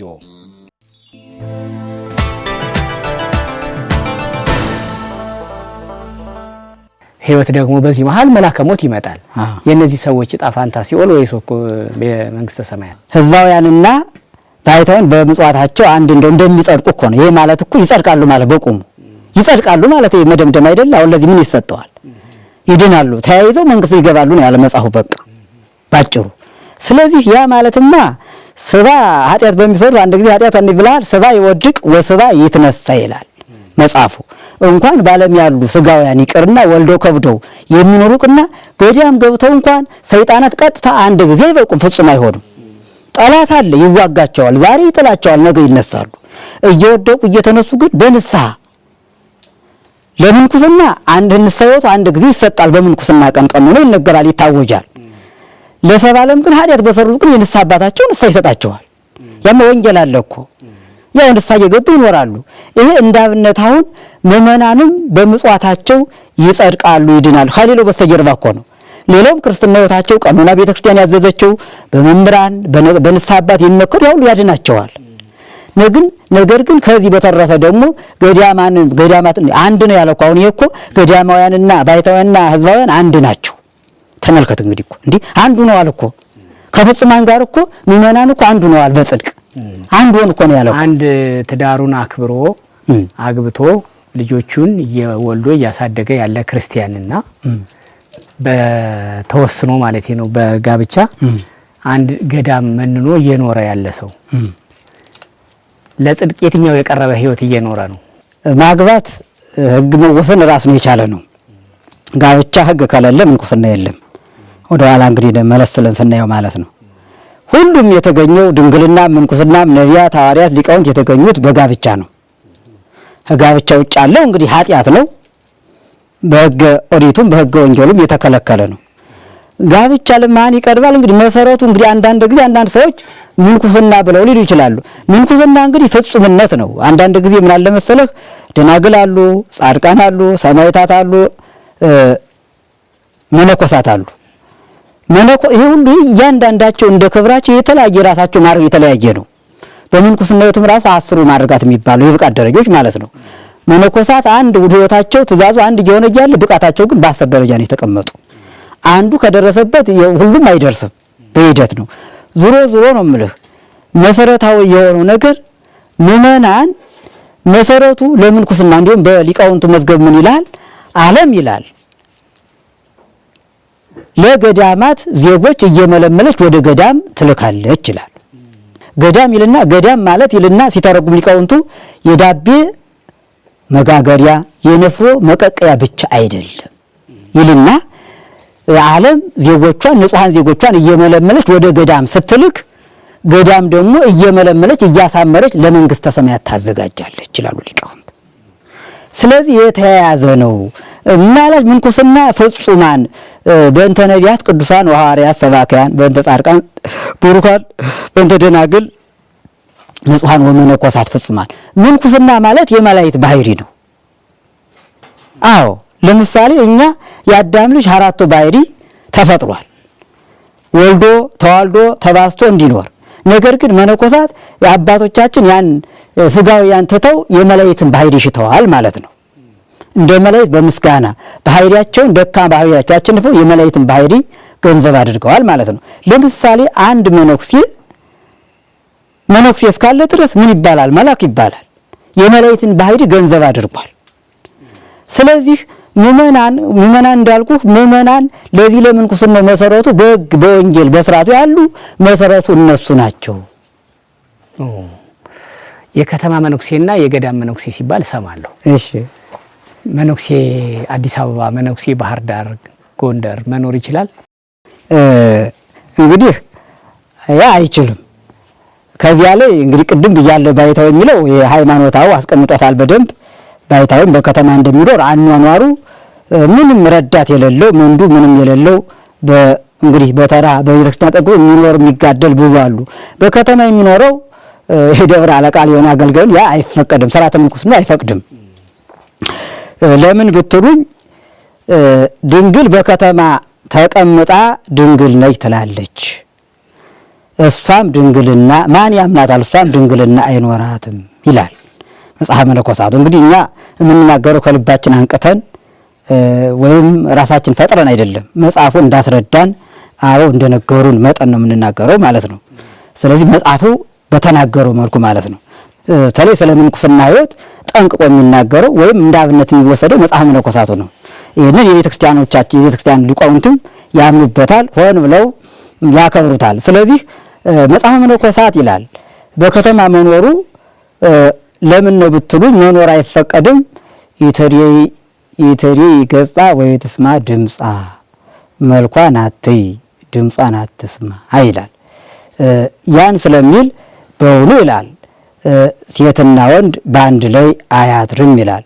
በውኑ ይላል ገለባና እሳት በአንድ ላይ ቢያድሩ ሳይቃጠል የሚያድር ማን ነው ይላል መጽሐፈ መነኮሳት ማለት ነው። ይሄ አይቻልም። የባህሪያችን ፍትወት በልቶ ጠጥቶ አይቼ ሰምቼ በልቼ ጠጥቼ ከሴት ርቄ ንጽሕ ጠብቄ እኖራለሁ ማለት ውሸት ነው ብሎ መጽሐፉ ዘግቶታል። መጽሐፉ ከዘገው እኛ መጽሐፉን ልናሻሽለው ሊቃውንትም ስንጠይቃቸው መጽሐፍ ካለ ውጭ እኛ ራሳችን አፈንጭተን አናስተምርም፣ አንነግርም። የተመጻፈው መጽሐፍ አባቶቻችን በመንፈስ የጻፉትን የደሩ ብቻ እነሱን እናስተምራለን እንጂ ራሳችን ሊቃውንት ነመናችን ያንን ከማስተማር ውጭ ሌላ አሻሽለን አንናገርም ብለው ዘግተዋል። ከተማ ያሉ መነኮሳት ጠይቂያቸው አውቃለሁ። ይሄን አንድ ሶስቱ ያሉኝን ተመሳሳይ ስለሆነ ልንገረው። መልካም እሺ። ይሄን ዓለም ለመባረክ ይሄን ዓለም ለማስተማር ነው የመጣ ነው። በካህናትና በዲያቆናት ብቻ ይሄን ህዝብ አስተምራችሁ አትጨርሱትም። እናም ለዛ ነው ከገዳም ወተን ከሀገርም ወተን በዓለም ተበተነን ያለ ነው ይላሉ። ይስማማሉ? ምናልባት እኔ እንግዲህ ማለት ይቅርታ እኔ ንጹህ ነኝ ያንን ንጹህ አይደለም ብዬ ሰውን አልተችም። እኔም ሰው ነኝ ማለት ማንንም አትንቀፍ ይላል። ስርዓተ ምንኩስና ጥብቅ ነው። ምናኔ ማለት ዓለምን ንቆ መምጣት ብቻ አይደለም። ድንግልና ማለት ከሴት አለመድረስ ብቻ አይደለም። ይህ ትርጉም የለውም። ድንግልና ማለት ካለው ከገይዱ አንደበትን ሁሉ ድንግልና መሆን ነው። ካሜት ሰውን ከማነቅ ዝቅ አድርጎ ከማየት የሰውን ኃጢአት ከመመርመር ኃጢአተኛ ከማለት በቃ ምንኩስና ማለት በቃ መነኩሴ ኃይል ቃል እንኳን አትናገር ይላል። አንተ እነሱ ይናቁ አንተ አትናቃቸው ይላል። ላንተውን ተርታ ነገር ምረጥ ነው። እንዲሁ እንዳብነት ላምጣላችሁ ዝቅ ልበልና ወደ አባቶቻችን ወደ እንጦንስና ጳውሊ ሕይወት ልመለስ። አባ እንጦንስ የምንኩስና ጀማሪ ነው። አባ ጳውሊ የብትውና ጀማሪ ነው። ወደ ላይ ወጣ ስንል ብትውናን ሄኖክ ጀምሮታል። ካለም ሁሉን አይቶ ያው ወደ በጎሮ ገነት ተቀመጠ ይላል። እንግዲህ ያቆይቶ ያው ጻፌ ትእዛዝ ለጊዜት ሆኗል። ዝቅ ብሎ ነው ኤልያስ እናያለን። ዝቅ ብሎ ነው ዮሐንስ መጥምቅን እናያለን። 30 ዓመት በገዳማ እንደተቀመጡ መጨረሻው መደምደሚያ በአዲስ ኪዳን የብትውና ጀማሪ ጳውሊ ነው። ጳውሊ ከአባቱ ቤት ሲወጣ የለበሳት ቀሚስ ወይም ነጠላ የያዛት ህብስት ትንሽ ነበረች። ያችን ይዞ ተቀበለኛ አምላኬ በፍጹም ልቤ መጥቻለሁ ተቀበለኛ ጳውሊ ሆይ እኔም ተቀብያለሁ ብሎ የአንድ ዋሻ ሄዶ ገባ ይላል። እዚያ ዋሻ ሲኖር ያ የለበሰው ልብስ አለቀ፣ የያዛት ህብስትም አለቀች። ህብስቱን ከቆራ ግማሽ ህብስት ታዘዘለት እግዚአብሔር። ልብስ ባዶ ሲሆን ከዛፍ ቅርፍት አዘጋጅቶ ለበሰ ይላል። ይሄን አድርጎ 40 ዘመን ማንም ሳያዩ በአንዲት ዋሻ በአምሳለ መቃብር ተቀርቅሮ ኖረ ይላል። ነገር ግን አባቶቻችን ሰይጣን ፍትወታጣውን በግልጽ ሲያቸንፉ ሰይጣን በትዕቢት ይመጣባቸዋል፣ በትምክህት ይመጣባቸዋል። አባ እንጦንስም አስኬመ መላእክትን ተቀብሎ በቅድስና በንጽህና በገድል ከተወሰኑ ልጆቹን ይዞ ሲጋደል ትምክህተ መንፈስ ተነሳበት ይላል። ወደ እግዚአብሔር ጠየቀ ይላል። ጌታ ሆይ በዚች ምድር ላይ እንደኔ በቅድስና በንጽህና የተመላ ባለሟል እንደኔ አለህ ሌላ ወይንስ እኔ ብቻ ነው ብሎ ጠየቀው ይላል። አባ እንጦንስ ሆይ ዓለም ቢሰበሰብ በአንዱ እግር ትቢያ የማይሞላ ጳውሊ አለኝ ወዳጅ ባለሟላ። እንግዲህ አንተ የሚበልጥ አልማለ አለኝ አለው። ማነው እሱ? አባ ጳውሊ ነው አለው። ልሂድና ላይ ሆይዴ አለው። ሄደ ማለት ነው። ሄደ። ምልክት አላቸው ቅዱሳን። ጭብጨባ አለ። ያጨበጨበ ወጡ፣ ተገናኙ። ያው የሚረዳዱበት የሚግባቡበት ቋንቋ አላቸው። ሰይጣን እንዳያስታቸው መንፈሳዊ ሰው እንደሆነ ከዚህ እንደመጣ የሚያውቁት አላቸው። ራሱ ሲጨዋወቱ ብዙ ነገር ተጨዋወቱ። አባ እንጦንስ በአባ ጳውሊ ገድል ሕይወት ይደነቃል፣ ይገርመዋል። አባ ጳውሊም በአባ እንጦንስ ምንኩስና የለበሰው ይደነቃል። አዲስ የመጀመሪያ ነው ማለት ነው። ይገረማሉ። ሲጫወቱ ነገር እግዚአብሔር ሲጫወቱ ቆዩ። በኋላ አባ ጳውሊ ለአባ እንጦንስ አባ ጳውሊ ሆይ አባ እንጦንስ አለው፣ ይሄ የለበስከው ምንድነው አለው። ምንኩስና። እሱ ምንድነው? አስኬመ መላእክት። ምን አገኘኸው?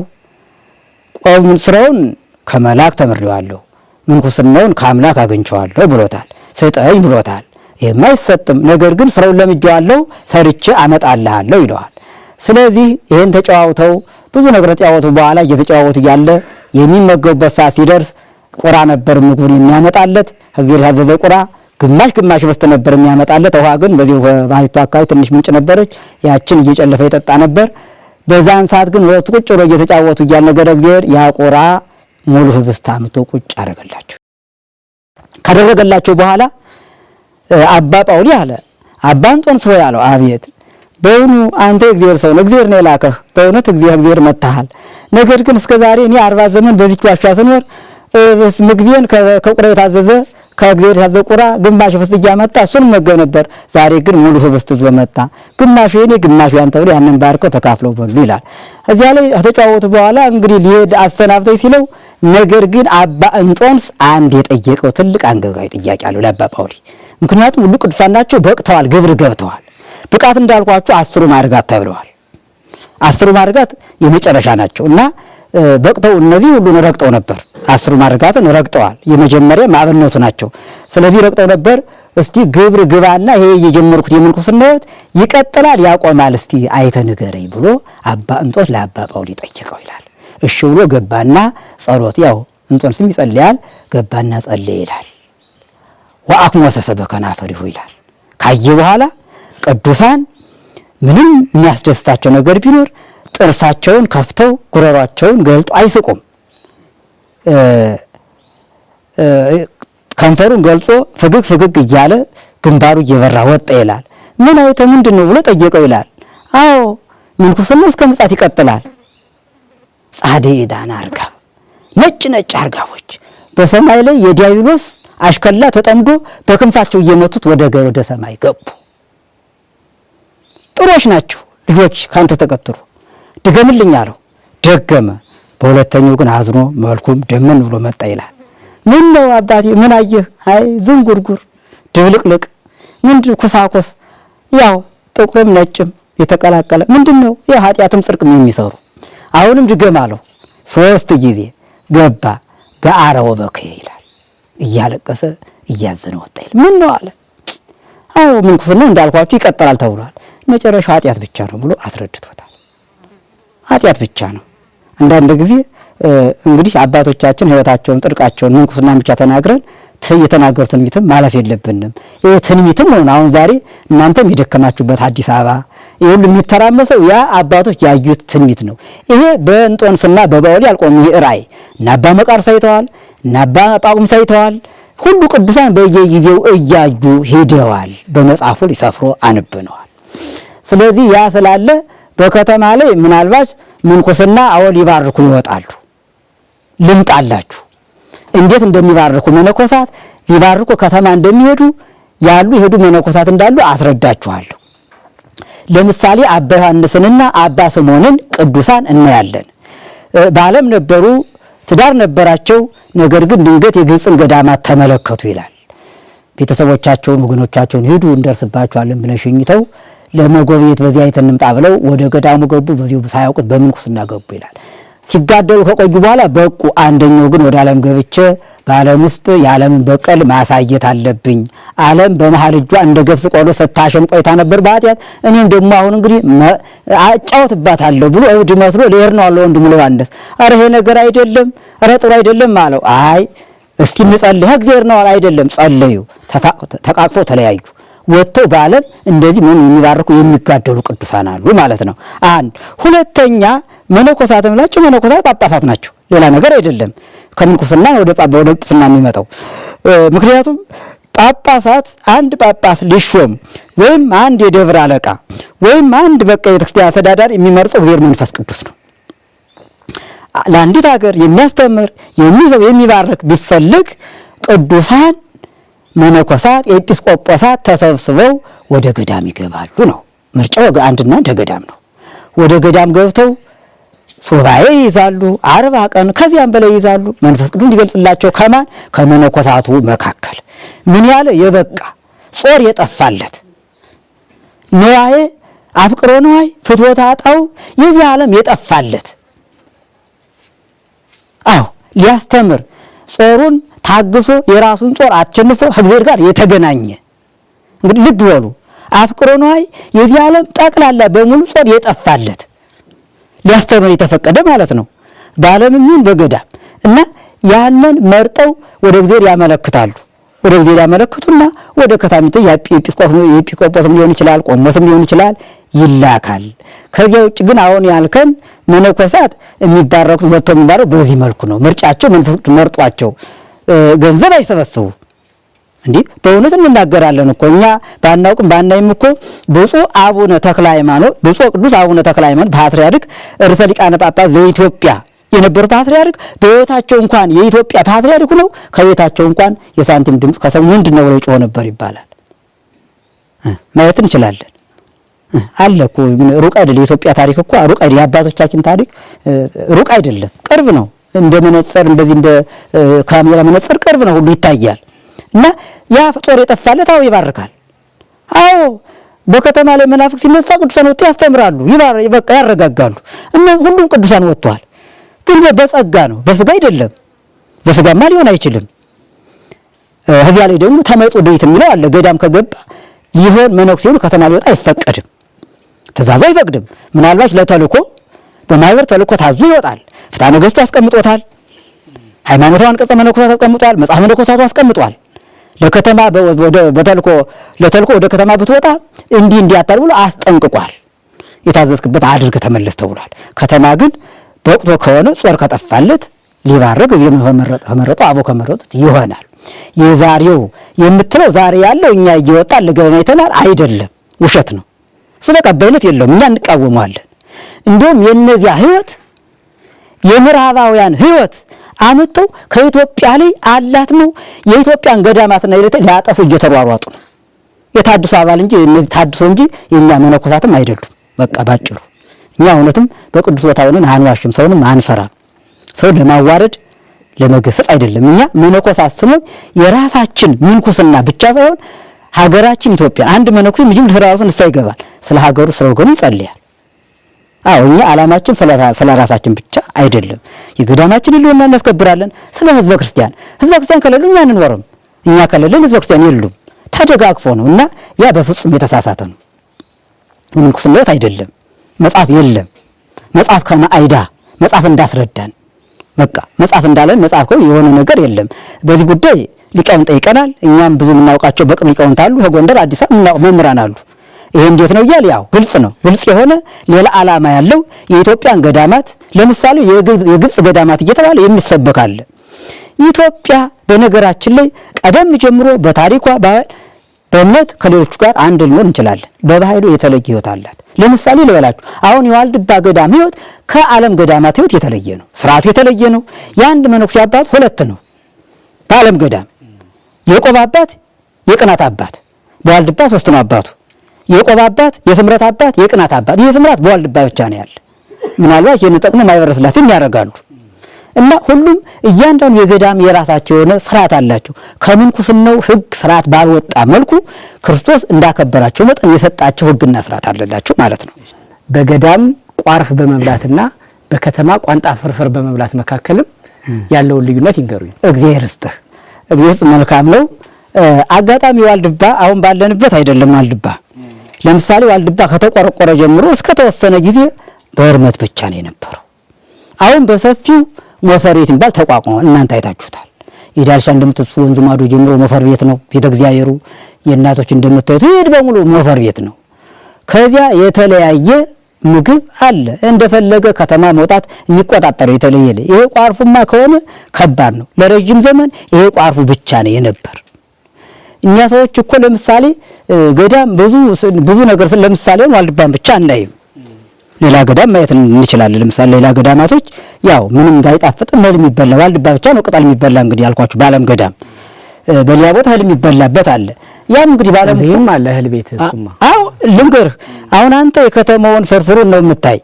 ፈጽሞ የሌላቸው የጎመን ማጣፈጫ ጠረጮ የሌላቸው ድሆች አሉ ነው የምልህ። በቃ እንግዲህ እንዲህ ድህነትንም እኮ ማመጣጠን ማየት ማነጻጸር እኛ የምናውቀው ስላለ በተማሪ ብዙ ነገር ስለምናውቅ ማለት ነው።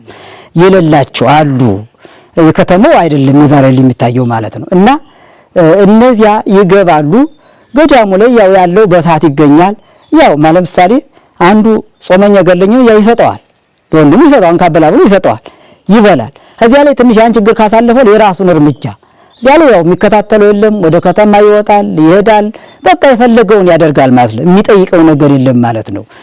ከዚያ ላይ ደግሞ እንደምትይ ዛሬ ደግሞ ጊዜው ትንሽ ቴክኖሎጂው በረቋል። ቴክኖሎጂም ራሱ ልንገራችሁ እንደ እውነት ከሆነ ያልተማረ የቤተክርስቲያን ሰው ግብረ ገብ ያልሆነ የቤተክርስቲያን ታሪክ ያላጠናቀውን ቴክኖሎጂም ተጽዕኖ እየፈጠረ ነው። ብዙ መልካም ነው ስናየው ብዙ ተጽዕኖ እየፈጠረ ነው። ይጠቅመናል ብለን ስንከታተል ብዙ የሚጎድን ነገሮች አሉ። ለሚጠቅመው ብቻ መዋል የለም ነው።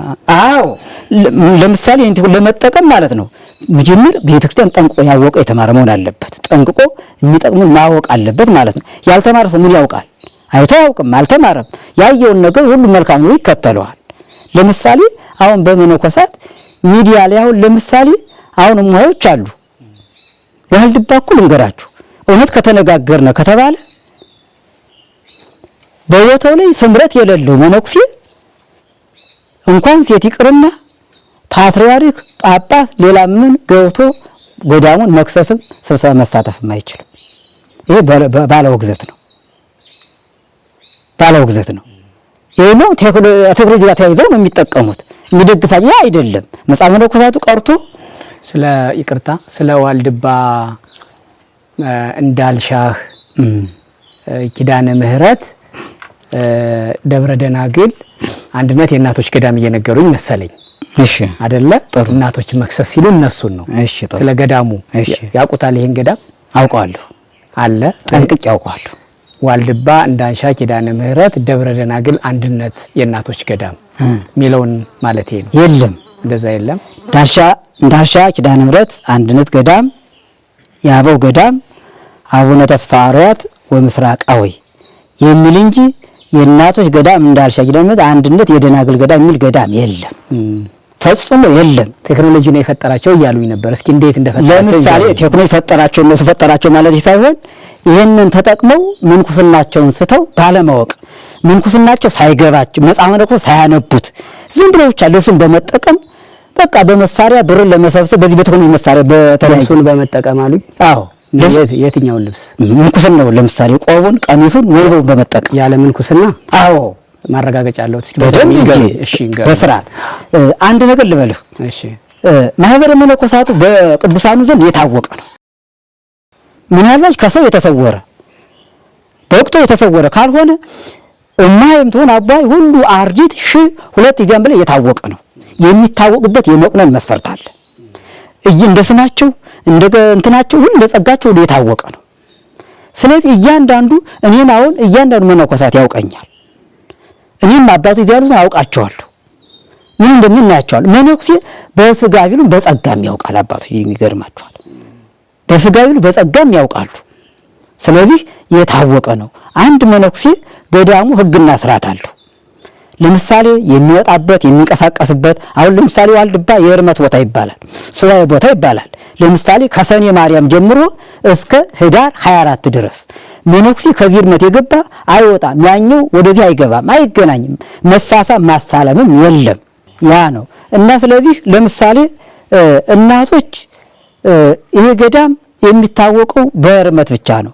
ይሄ ሞፈር ቤት በሂደት በጊዜ አባቶቻችን ለእንጀራ መግደፊያ እያሉ ባላባቱ ይሄን መሬት በፈቃዱ እንጀራ መጀመሪያ የተሰራው እኮ 24 ሰኔ 20 ቀን ገብተን ሱባኤ አባቶች ገብተው ህዳር 24 ቀን ሲያበቃ እንጀራ ይብሉ ወጥተው ይብሉ የሚል ትእዛዝ ተጽፎ አይደለም። ነገር ግን አንድ መነኩሴ ደዌ ያድርበታል። ሀገሩ ንጽናት የተነሳ ደዌ ስጋ ደዌ ያድርበታል። ቋርፍ ይገርመዋል። አማራጭ ሲያጣ ሲገርመው ይላል ህዳር 24 ቀን ወጥቶ ወይም 25 ሱባኤ 24 ያበቃል 25 እና 26 ወጥቶ 14 ቀን እንደ ተማሪ ለምኖ በልቶ ይመለስ ይላል ህገ ስርዓት። እና በዚህ በሱባኤ ጊዜያቱ ቋርፍ ነው፣ እህል አይበላም። ቋርፍ አይው ከሱባኤ ሲወጣ እህል ያማረው አባት ካለ እዚሁ ወጣ ተብሎ እህል ይበላል። በመኑ ለምኑ እንደ ተማሪ 14 ቀን ነው የሚለው። ከዚያ የጨመረ ቢኖር ቀኖና ይስጡት ንስሐ ይግባ ይለዋል። ያንን በማድረግ ይሄንን የተገነዘቡ ከጊዜ ሂደት በኋላ ይሄ ቦታ በረሃ ነበር። ምእመናን እየመጡ ሰፈሩበት። ምእመናን ይሄን መሬት ለአባቶቻችን ምናልባት የዳልሻ ዋልድባን ራሱ ያቡነ ስፍራ ልጆች ተሰብስበው ቆላው ገራን እስከ አዳጋት ማርያም አቅንተውታል ነበር አቅንተውታል። ሞፈሪቱ ሆኗል። ነገር ግን ቆይቶ ምእመናን እየሰፈሩበታል። አብረንታን ዘቤተ ሚናስ ደቂቀ ሳሙኤል ግን በጸለምት ወረዳ ባላባቱ ንግስትናት ጉባታ የሚባል ቦታ ሰጣለች። ከጉባታ ጀምሮ እስከ እንኳይ ለምባል ከተማ በወልቃይት ጠገዴ አራቱ መዘጋ ተብሎ ቤት ሙሉ ይባላል። የወልቃይት ጠገዴ ባላባት ሰጥተዋል። ያንን ከጊዜ ተወዛ የስለት ከብት ይመጣል፣ ጋማ ይመጣል። ወደ ገዳሙ ስለማይገባ ገዳሙ ክልል ከብት ስለማይገባ የገዳሙን እሳር ስለማይበላ በሞፈሪቱ ይለማል እንትን ይላል። ከሂደት በኋላ የነገስታቱ ምሽቶች ወይም ነገስታቱ በረከትን እያያዙ ይመጡ ጀመር። ሲመጡ መባን ይዘው መጥተው ለገዳም የሚፈለገው ነበተው ሲሄዱ ስጋው ደግሞ እንቀበል የሚል ጥያቄ አቀረቡ። ነገር ግን እዚህ ቦታ ስምረት ያለው መነኩሴዎች ማንም አይቀበልም፣ በቋርፍ የሚኖር መነኩሴ ብቻ እንጂ መቅደሱ ማንም እንጀራ የበላ አይገባበትም ብለው ሲከለክሏቸው አይ ታዲያ እናንተ መተን በረከትን ያገር ተጉዘን መተን በረከት አሁን እንመለሳለን ሲሉ አባቶቻችን ሲጨንቃቸው ለሎቱ አባቶቻችን ድንኳን እንትን ታቦት አቀረቡ። ነገስታቱ ድንኳን አቀረቡ። ለምሳሌ እንዳልሻው ዋልድባ አቡነ ሳሙኤል ወንዙ ዳር ታዩታ ያለው መፈሪት ነው። እሱ ፍርቃ ጊዮርጊስ የጥንት ነው። ሰቋር ዋልድባ ማይደንጎላ ጊዮርጊስ ዝቅ ብሎ መፈሪት አላቸው። አብረንታንት ዘቤተ ሚናስ ደንተና ጉባታ ጊዮርጊስ ይባላል። ያንን ለለቱ ድንኳን ተክለው ነገስታቱን ወይም ንግስታቱን ስጋው ደግሞ አቀበሏቸው፣ ቀደሰው ማለት ከውጭ ላይ። ከዚያ ቦታ ላይ ቀስ ብሎ አሁንም ተደራጅቶ ቤተክርስቲያን ተተከለ ማለት ነው። ቀስ ብሎ በሂደት አንዳንድ ምን እየመጣ ሲሰፍር ያምመን አሁንም ቢሆን በገዳሙ ክርስትና ይነሳል፣ ይጠመቃል፣ በገዳሙ ውስጥ ቁጥጥር ይገባል። እዚያ ላይ አንዳንድ መናንያኖች በአብረንታንትም በሰቋርም በዳልሻም ይመጡ ጀመር። እየመጡ ጀመር እንደ ሱባኤ 40 ጾምን ፍልሰታን ይመጡ ጀመር። ይሄዳሉ ሲመላለሱ። እዚያ ላይ ቀስ መቀመጥ እንትና መጡ። ይሄ በቅርብ ነው። የመቀመጥ አመና መጡ። እዚያ ላይ በአባቶች ስሩ ነው እንደምመኑ እየኖሩ አፈሩን ይቀበሩ፣ አፈሩን ያግኙ ብሎ አባቶቻችን በቃል ብቻ በጽሑፍ ያልሰፈረ ሰጧቸው ማለትና በዚህ መልኩ እናቶቻችንና ዋልድባን ስናውቅ የዳልሻን ለምን አናውቅም? አንዲት ገዳም ናት። እናው ጠንቀን እናውቃለን። በሙሉ የሰቋርን የአብረንታንትን የሁሉ ገዳማችን ጠንቀን እናውቃለን። ሳናውቅ ደግሞ ንኩስና አንቀበለው። ንኩስ ስንገባ ይነገረናል ስርዓተ ገዳሙ አንድ ሁለት ጊዜ የሚነገረን። ሁለተኛ አንገብጋቢ የሆነ በምን መነኩስ ጊዜ ሁሉ ቅዱሳን መነኩሳት ተሰብስበው አበምኔቱ ታጥቆ ስርዓተ ገዳሙን ከእንጦንስ ጀምሮ በሙሉ እያወረደ ታሪኩን ይነግረናል። ተነግሮን አውቀን አምነንበት ነው ምን ዝም ብለን አንመነኩስም ማለት ነው። ጸዋታው መከራው የምንኩስነት ከባድ እንደሆነ ከመንኩስና ወደ ኋላ እንደማንመለስ ይሁን ተነግሮን ወደንበት ነው ምንገባ ማለትና ጠንቅቀን እናውቀዋለን። የተለየ አብረንታን የዳልሻን የማያውቀው ዳልሻ አብረንታን የማያውቀው ዳልሻ ሰቋርን የማያውቅ ሰቋር የዳልሻን ታሪክ የማያውቅ መነኩሴ የለም። አንድ ነው፣ ህጋችን አንድ ነው። እና ምን ችግር ፈጠረ ታዲያ የእናቶች በዚህ መሀል? ያው በጊዜ ሂደት እስካሁን አልነበረ ይሆናል። አሁን የእናቶች ገዳም መስርተናል ያሉ እናቶች መምጣታቸው ምን ችግር ፈጠረ? እንደውም ገዳሙን በጾታ አካታች ያደረገው በዚህ የወንዶች በዚህ የሴቶች እንጂ ሚሉ ስላሉ ጾታ ምን አለ መሰለህ? ጾታ እንግዲህ አንዳንድ ጊዜ ሴቶች ምናምን አይገቡም እዚህ እንዴ ሲባል ሴቶቹን የመናቅ ዝቅ የማድረግ አይጸድቁኝ ማለት አቅጣጫ አይደለም። አንድና አንድ ይሄ ለኔም ለእናንተም የተገለጸ ነው። በመካከላችን ያለ ፍትወታጣው ያ በዚያ እንዳንሰናከል የተደረገ ብቻ ማንም ቅዱስ ከላይ ከወሪቱ ጀምሮ ሴት ጋር የመራቅ የመለየት የተፈጠረው በመካከላችን ሴትና ወንድ አንድ አብለው ሲኖሩ እሳትና ገለባ በአንድ ይኑ የማይቃጠል ስላለ ያን ብቻ ለመከላከል የተደረገ እንጂ ሴቶች እንዳይጸድቁ እንዳይመኑ የሚቃወም ማንም ጻድቅ የለም። ሴቶችን ዝቅ አድርጎ የሚያይ የለም። ሴቶች ደናግል አይሆኑ ደናግል አይደሉ የሚል የሚቃወም የለም። ነገር ግን ነው የምላችሁ በሌላ ገዳማት የደናግል ገዳም ተብሎ ብዙ ገዳም የእናቱ የቅዱሳን ደናግል ገዳም አለ፣ በዓለም ዳርቻ አለ ራሱን የቻለ በእነሱ የተመሰረተ። እነዚያን ቢሆን ደናግል ገዳም የእናቱ ገዳም እምነት ቢኖራቸው አዛዡ አራጁ ፈጣሪው የሚቀድሳቸው የሚያንቁሳቸው አባት ነው። አዎ የበቃ ጾር የጠፋለት ከአባቱ ገዳም ይሰጣቸው እንጂ እነሱ ቀድሰው አያመነኩሱ። እንዴ ሊሆን ይችላል? እና የስላለ በዚህ ጉዳይ አሁን ዳልሻ ዋልድባ በተለቀቀው ጉዳይ ይሄ ልንገራችሁ። ዳልሻ ዋልድባ ከአብረንታንት ከሰቋር ተለይተው የራሳቸውን ማራመድ አይችሉ። አብረንታንት ይቃወማል፣ ሰቋር ይቃወማል። እኔ እቃወማለሁ። እኔ መብት አለ፣ ሙሉ መብት አለ የሥርዓተ ገዳሙ። ለምሳሌ አበምኔቱም ይሁን ረዱ ሌላ መነኩሴ ገፋ ወጀ ማስቆም ይችላል።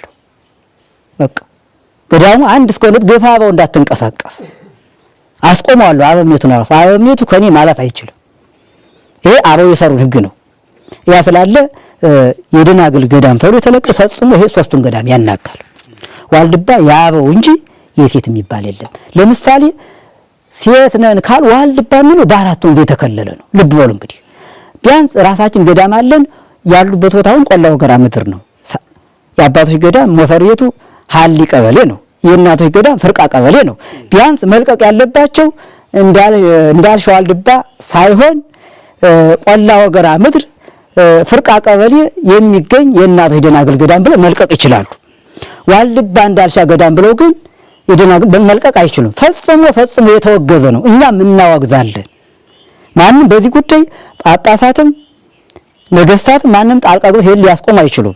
ራሱ ባለቤት መድኃኔዓለም ለአበው ሕግ ሲሰራላቸው በዚህ ቦታ ላይ ገዳማሊን በአራት ወንዝ የተከለለ በዘሪማ በእንዞ በተከዜ በእንዝ የተከለለች ወንዝ ፍለጡ ቆረጡ፣ ጳጳሳት ነገስታት ማንም ጣልቃ አይግባባችሁ፣ ይችን ቦታ ርስት ጉልት አድርጌ ለእናንተ ብቻ ሰጠዋችሁ ነው ያለ።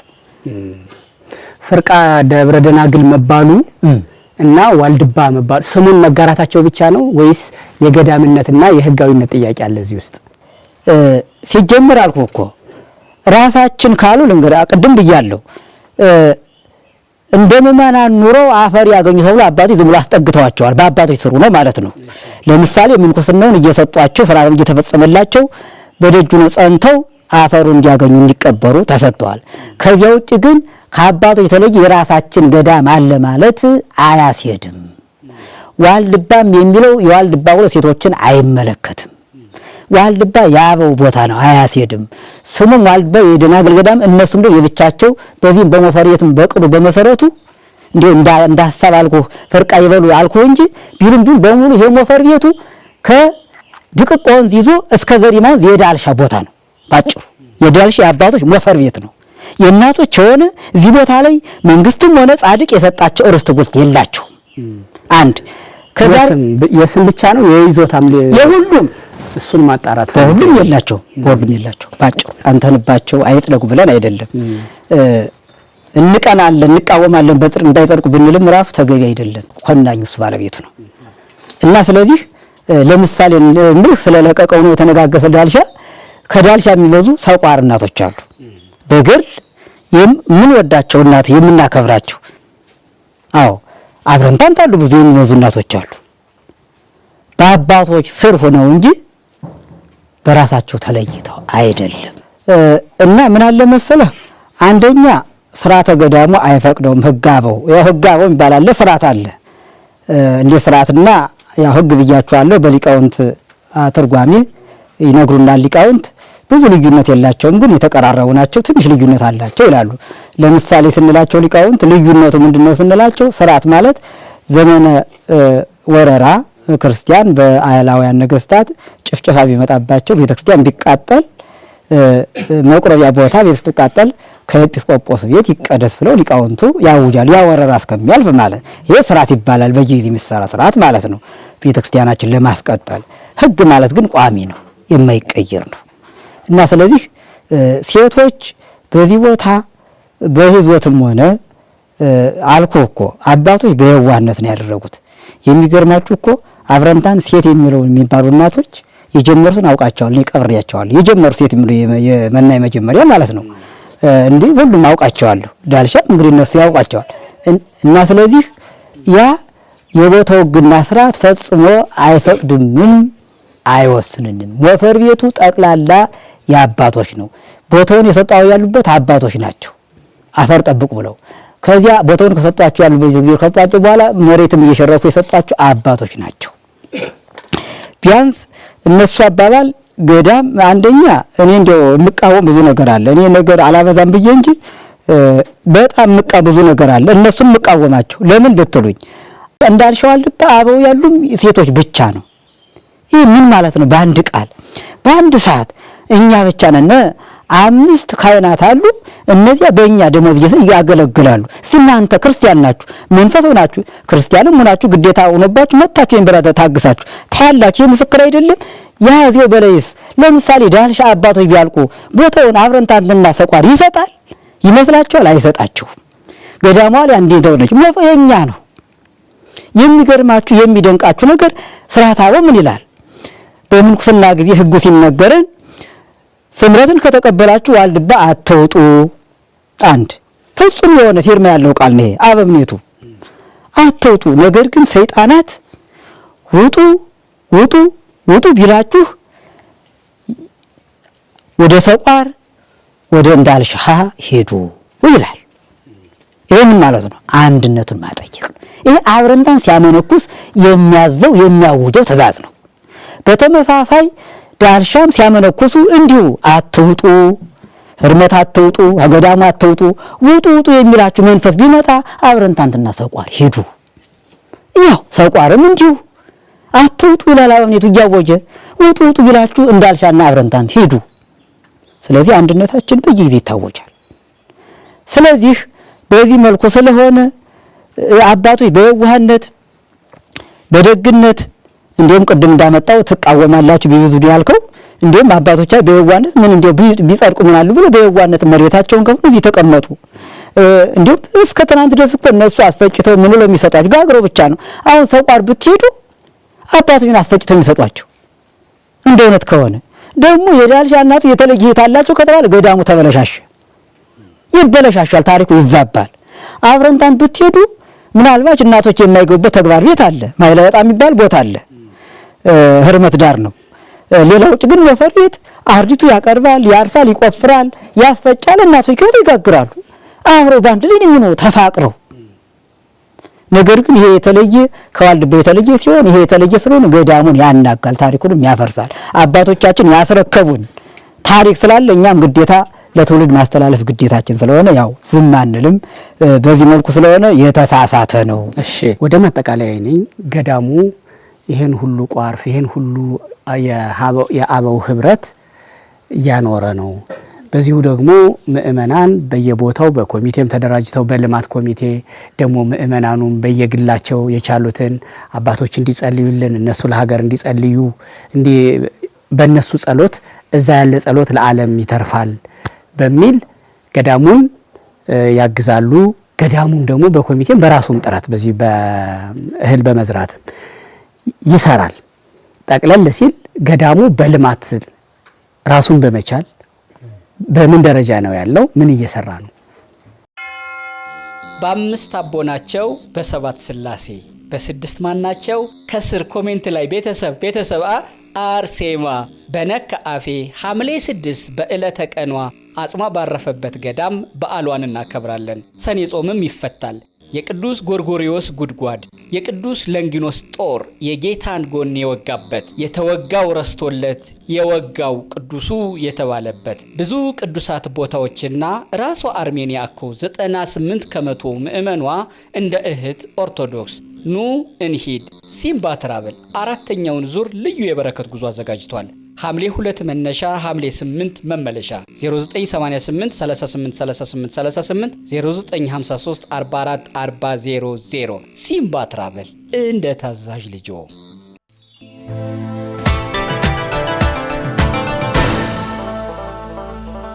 ገዳሙ በልማት ራሱን በመቻል በምን ደረጃ ነው ያለው? ምን እየሰራ ነው?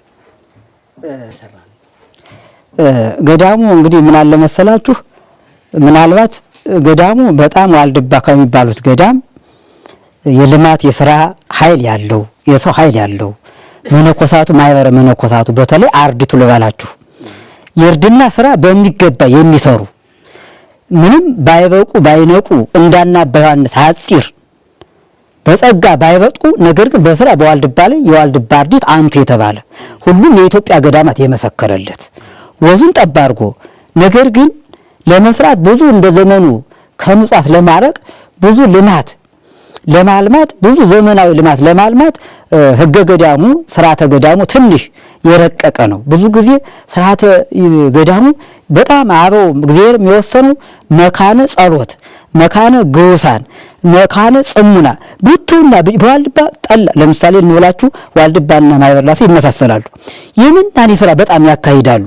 እንዲሁም ዛሬ እየመጣ ትናንትና ነገስታቱ ነበር ገዳሙ ይዞት የነበር ልመና አልነበረም። ልመና የለም። ነገስታቱ ቀርነ ክርስቲያን ነበሩ። ኢትዮጵያ ነገስት ደጋጎች ነበሩ።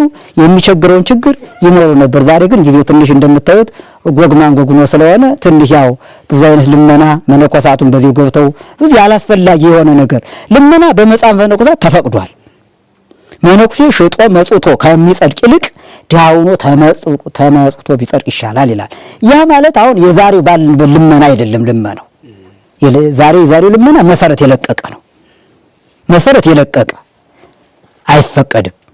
ስርዓት ያለው ሠርከ ኅብስት፣ የዓመት ልብስ፣ የዕለት ጉርስ ብቻ ልመና የተፈቀደው። ነገር ግን ያም ሆነ ዋልድባ በተለይ አብረንታንት ላይ የዓመት ልብስ፣ የዕለት ጉርስ ተይዞ እዚያው ብዙ ጊዜ ወደ ሱባኤ፣ ወደ ገር፣ ወደ ምናኔ፣ ወደ ብትውና ዳልሻም እንዲሁ ካህናት አሉ፣ በረኞች አሉ፣ ባይቱ የሚጋደሉ ሰቋርም እንዲሁ እና ያ ስላለ ልማቱ እርግጥ በእውነት ምእመናን ህየንተ አበዊኪ ተወልዱ ለኪ ደቂቅ ይላል ነቢየ እግዚአብሔር ዳዊት። በአባቶች ፈንታ ልጆች ተወለዱልሽ። ቢያንስ ምእመናን በእውነት ዛሬ የኢትዮጵያ ኦርቶዶክስ ተዋሕዶ ቤተክርስቲያን ከኛም በላይ ናቸው። እውነቴን ነው የምላችሁ። እግዚአብሔር ይባርካቸው። እናንተም ራሳችሁ ተወልዱ ለኪ የተባሉ እናንተ ናችሁ። ብዙ መከራ ዋልድባ ማለት ለብዙ መነኮሳት እንኳን ውጣ ውረዱ የሰለቻቸው ናቸው። ሰልችቷቸው ወደ ከተማ ገብቶ ሌላ ብዙ ነገር እንትን የሚሉ እናንተ ያን ታግሳችሁ ቁርን እዚህ መጣችሁ ራሱ ይሄ ትልቅ በረከት ትልቅ የክርስትና ሕይወት ነው፣ አስተዋጽኦም ነው እና ይሄ ስላለ ልማቱ ማህበረ መነኮሳት አሁን ብዙ ልማት አለ። የንብ ልማት አለ፣ ብዙ ልማት አለ። ገዳሙ አልምቶ የሚከብርበት ነገር ግን የገዳሙ የሆኑት የንብ ልማት ብዙ ልማቶች አሉ። አልምቶ ራሱን የሚችልበት ልመና ነፃ የሚወጣበት ነገር ግን የገዳሙ ልማቶች ወደ ከተማ እንዳይወጡ ባለወግዘት ናቸው። የሚገርማችሁ አሁን ይህንን ብዙ ጊዜ ምእመኑም አይጠይቅም፣ አባቶችም ዘርዝረው አይናገሩም። አሁን እኔ ለምሳሌ አለው እኖራለሁ ንብ 40 ቀፎ ሰርቼ እንትን ብል በአንድ ጊዜ 1 ሚሊዮን አገኛለሁ ማለት ነው ማሩ ሽጬ። ነገር ግን ምናኔው ይቀራል፣ ስርዓተ ገዳሙ ይፈርሳል። ፍላጎቱ የሚሆነው የገንዘብ አንድንዳን የገንዘብ ፍላጎት ነው ማለት ነው እና አንዳንድ ጊዜ አበው በመንፈስ ተቃይተው የዕለት ጉርስ የዓመት ልብስ ይዘን እንድንጾም እንድንጸልይ ለሰጡን ምእመናን እንድንጸልይ ስማቸውን እያወስታ እንድንጸልይ ምእመኑ እንዲረዱ እንደዚህ አቆይቷል። አሁን ግን ዘመኑ እየተራቀቀ ቴክኖሎጂም እየሰለጠነ ያው የልማት ያው ትናንት አልነበረም ይሁሉ ያው ሁሉ እየመጣ ሲመጣ ያው ግንባታ የተለያዩ ነገር ተጀምሯል እና ይሄ የሥርዓተ ገዳሙ እኛ ያጠና ነው ከአብረንታንትም ከተለያየ ያጠና ያለ የገዳሙ ሕይወት ብዙ ጊዜ ገርልና ትሩፋት አርዲት ዘበጥባት አረጋዊ ዘበተባተው ባይታዊ ዘበህዳት ይላል። ባይታውን የዘጉ በዝጋታ ይጋደላሉ፣ ማይከላውያን የሆኑ በጾም በጸሎት ይወሰናሉ። አርዲት ይወጣል ይወርዳል፣ ለዘጉት ለደከሙ ለታመሙት በቃ ደሙ ላቡን ጠብ አድርጎ ያገለግላል ማለት ነው። ምናልባት አንዳንድ ጊዜ እኔ በአብረንታንት እንዳጠናሁት ገዳሙ ብዙ ሰርቶ ብዙ የመክበር አበው አልፈቀዱም። የተወሰነው በገርል በትሩፋት በምናኔ ነው። የዓመት ልብስ የዕለት ጉርስ ከያዝነ ይበቃናል እያለ እስከ ትናንት ድረስ እንዲሁም አብረንታንት ላይ ኑግና ተልባ ያቋርጥ ነበር። ሲያቋርጥ ማህበር ሰብሰብ ብሎ አበምኔቶቹን ከራይታቸው ያስጠሩ ያመጡና የተወሰነ አበውን ይመርጡና ትንሽ ኑግና ተልባ አልቋ ሄዳችሁ እንደ አንድ ባለ ተስፎች ቢመንደ እግዚአብሔር መረጣቸው ምእመናን ቢኖሩ አምጡ ይባላል። የዛን ጊዜ እስከ 300,000 እስከ 400,000 ይዘው ይመጣሉ። ያችን ብር ቆጥረው አስረክበው የሚገዛ መነኩሴ ይመደባል። ኑግባ ተልባ ባለበት ይገዛል። እነሱ አባቶቻችን መምህራን የታዘዙት ወደ ብትውናቸው ይመለሳሉ ማለት ነው። ዛሬ ግን እንደምታዩት ጊዜው እየጠበበ የኑሮ ውድነት እየመጠቀ ትናንት አሁን ኑግና ተልባ ርካሽ ነው ነበር፣ የሚገዛውም የለም። ዛሬ አሁን ተልባ አሁን 500 ብር ገብቷል ኪሎ ማለት ነው እና ውድ ይሄ በጣም ብዙ ብር ወደ 55,000 ማለት ነው እንግዲህ ለአንድ መነኩሴ ያመት ቀለም ማለት ነው እና ያ ስላለ በዚህ መልኩ ሥርዓተ ገዳሙ ትንሽ ረቀቅ ያለ እንዲሁ የዋልድባን ሕግ እንዲሁ በሰፊ ሰዓት ካልሆነ ባጭር ልንነጋገር አንችልም። የልማቱን ነገር ያነሳሁት እና የእናቶች ገዳም የመስኖ ስራ ለመስራት ችግር ላይ ናቸው በሚል ስላየሁ እና የለም ወይ ስራ ከዚህ በኩል ደግሞ ያው ገዳ ውጪ ያለው ምእመን ዋልድባ የሚለውን እንደ ገዳም እንጂ በዚህ ያልተሰራ በዚህ ያልተሰራ በሚል በተወሰነ አያውቀውም። ስለዚህ እንደ ልማት እንደ መስኖ የተሰራ ካለ እሱን በተወሰነ ቢነግሩ ይብላል። እግዚአብሔር ይስጥዎት። እንደ ልማት እንግዲህ በዳልሻ ዋልድባ ተጀምሯል። ያው እንደዚህ ኮሚቴ እንግዲህ እኛ ብዙም እንግዲህ ኮሚቴውን ላናውቀው እንችላለን። በወሬ እንደምንሰማው ከአዲስ አበባ ከባህር ዳር ከደባርቅ ከአዳርቀ እስከ ዘሪማ ይላሉ ኮሚቴ ተዋቅሮ ይሄን ኮሚቴ ምእመናኑ በውጭም በውስጥም ያሉ በገንዘብ እርዳታ እያደረገ ልማት ብዙ ነገር ለምሳሌ ታይቶ የማይታወቅ የዘሪማን ወንዝ በሰፊው ማንም የማይጠብቀው ትልቅ ልማት ተጀምሮ ልማቱ ሆው ሙዙም ተተክሎ ቋርፉ ሆም ያው እየጠጣ ነው። እንግዲህ ብዙ የታሰበ ገና አለ ይቀጥላል። ከዚያ ውጭ ደግሞ እንግዲህ አሁንም እንደሰማሁት በቅርብ እንግዲህ እንትን ባንልም ኪዳነ ምሕረት ቤተክርስቲያን እንደምትሰራ ብላን እንደወጣ አቡነ ሳሙኤል አባታችን ቤተክርስቲያን እንዲሰራ ብላን እንደወጣ ያው እንግዲህ ሰምተናል። ደባርቅ ላይ ያው ቤት ሊሰራ ያው ለዚያም የገቢ ማሰባሰቢያ እንደተደረገ ሰምተናል። ያ እንግዲህ አልኳችሁ እኮ አሁን ወደ መሰረት ላመን ነው እኔ እኮ የገባሁላችሁ ልማት የለም ማለት ሳይሆን ጥንት የነበርን ዛሬ ግን ኑሮ ጊዜ እንደዚህ መጥቷል። አሁንም ቢሆን በዚህ ተጀምሮ አብረንታንትም በደባርቅ በተለያየ ቦታ እንደዚሁ ጀምረዋል። በወልቃይት ሰቋሮችም እንደዚሁ በደባርቅ እንዲሁ ያው የገቢ አሰባሳቢ የሚረዳቸው ሰው አለ። እንደዚህ እየተደረገ ነው። አሁንም ቢሆን በዚህ መልኩ ልማት እየተለማ ነው፣ ተጀምሯል። ይሄ ልማት ከመጨረሻው እንዲደርስ እኛም በእግዚአብሔር ቸርነት በአበው ጸሎት እንዲረዳው ምእመናንን በጸሎት እያሰብነ ነው፣ ደስ እያለነን እውላለሁ። እኔ ምሎት አባቴ ቅድምም ጠቅሰዋቸዋል። ብፁዕ ወቅዱስ አቡነ ተክለ ሃይማኖት አይነ ውሃው ከእሳቸው ጋር ይመሳሰላል። እንደው የስጋ ዝምድና ይኖር ይሆን ወይስ የነብስ ነው? ኧረ የለኝም። በዜና ቤተክርስቲያን እያጠናኋቸው አላውቃቸውም። በህይወት ራሱ ብዙ ነገር ስለሚመሳሰል ነው። እንደው ከዚህ በላይ ከጸሎት ከምህላ ጊዜው ከበአቶ አስቸግሬ ነው ይሄን ያህል ቁመው ነው ደግሞ እየነገሩን ያሉት። በእኔ በኩል ለዛሬ እርስዎ ከዚህም በላይ መንገር ከዚህም በላይ ማስተማር የሚችሉ ነዎት፣ የማይደክሙ ነዎት። እንደው ከኔ መዛል አንጻር እንደው ለጊዜው ቢበቃን ማለቴ ነው። መልካም እሺ፣ ማጠቃለያ ግን ይንገሩ። መልካም እሺ። እና ያ ስላለ ልማቱ ያው እዚህ እየለማ እዚህ ላይ ደርሷል። ይሄ እንዲፈጸም የሁላችንም ፍላጎት ነው። በመኑን በአበው ጸሎት ተደግፎ አበው መነኮሳቱ በጸሎት ያገዙት እግዚአብሔር በእውነት በውጭም በውስጥም ያሉ ምናን እግዚአብሔር ይርዳቸው ይባርካቸው፣ ከመጣው ከዘመኑ መቅሰፍትም ይሰውራቸው እያል ሁሉም ይጸልያል፣ ሁሉም ብለን እናስባለን እላለሁ። እኔ ምሎት አባቴ በዚህ እንደ መጨረሻ መቼም ገዳም ነው ያሉት፣ እዚሁ ጸሎት ነው ከሰማዩ መንግስት እንጂ ከምድሩ መንግስት ጋር ብዙ ማን ምን በሁኔታ እንዳለ በምን ሁኔታ መረጃ እንዳለው አላውቅም። አሁን በዚህ ሰዓት የኢትዮጵያ ጠቅላይ ሚኒስትር ማን ነው? እንግዲህ ጠቅላይ ሚኒስትር አብይ አህመድ ይባላል መስሎኛል። ፕሬዚዳንቱስ? ፕሬዚዳንቱን አላውቅም። እንግዲህ እሺ፣ የኢትዮጵያ ኦርቶዶክስ ተዋሕዶ ቤተክርስቲያን ፓትርያርክስ? ብፁዕ ወቅዱስ አቡነ ማትያስ ይባላሉ። እሺ፣ አመሰግናለሁ። የሚጨምሩት ካለ ሰየው፣ ከሌለ የሚጨምረው የለኝም። እሺ አባቴ ይባርኩኝ። እሺ፣ ወለካ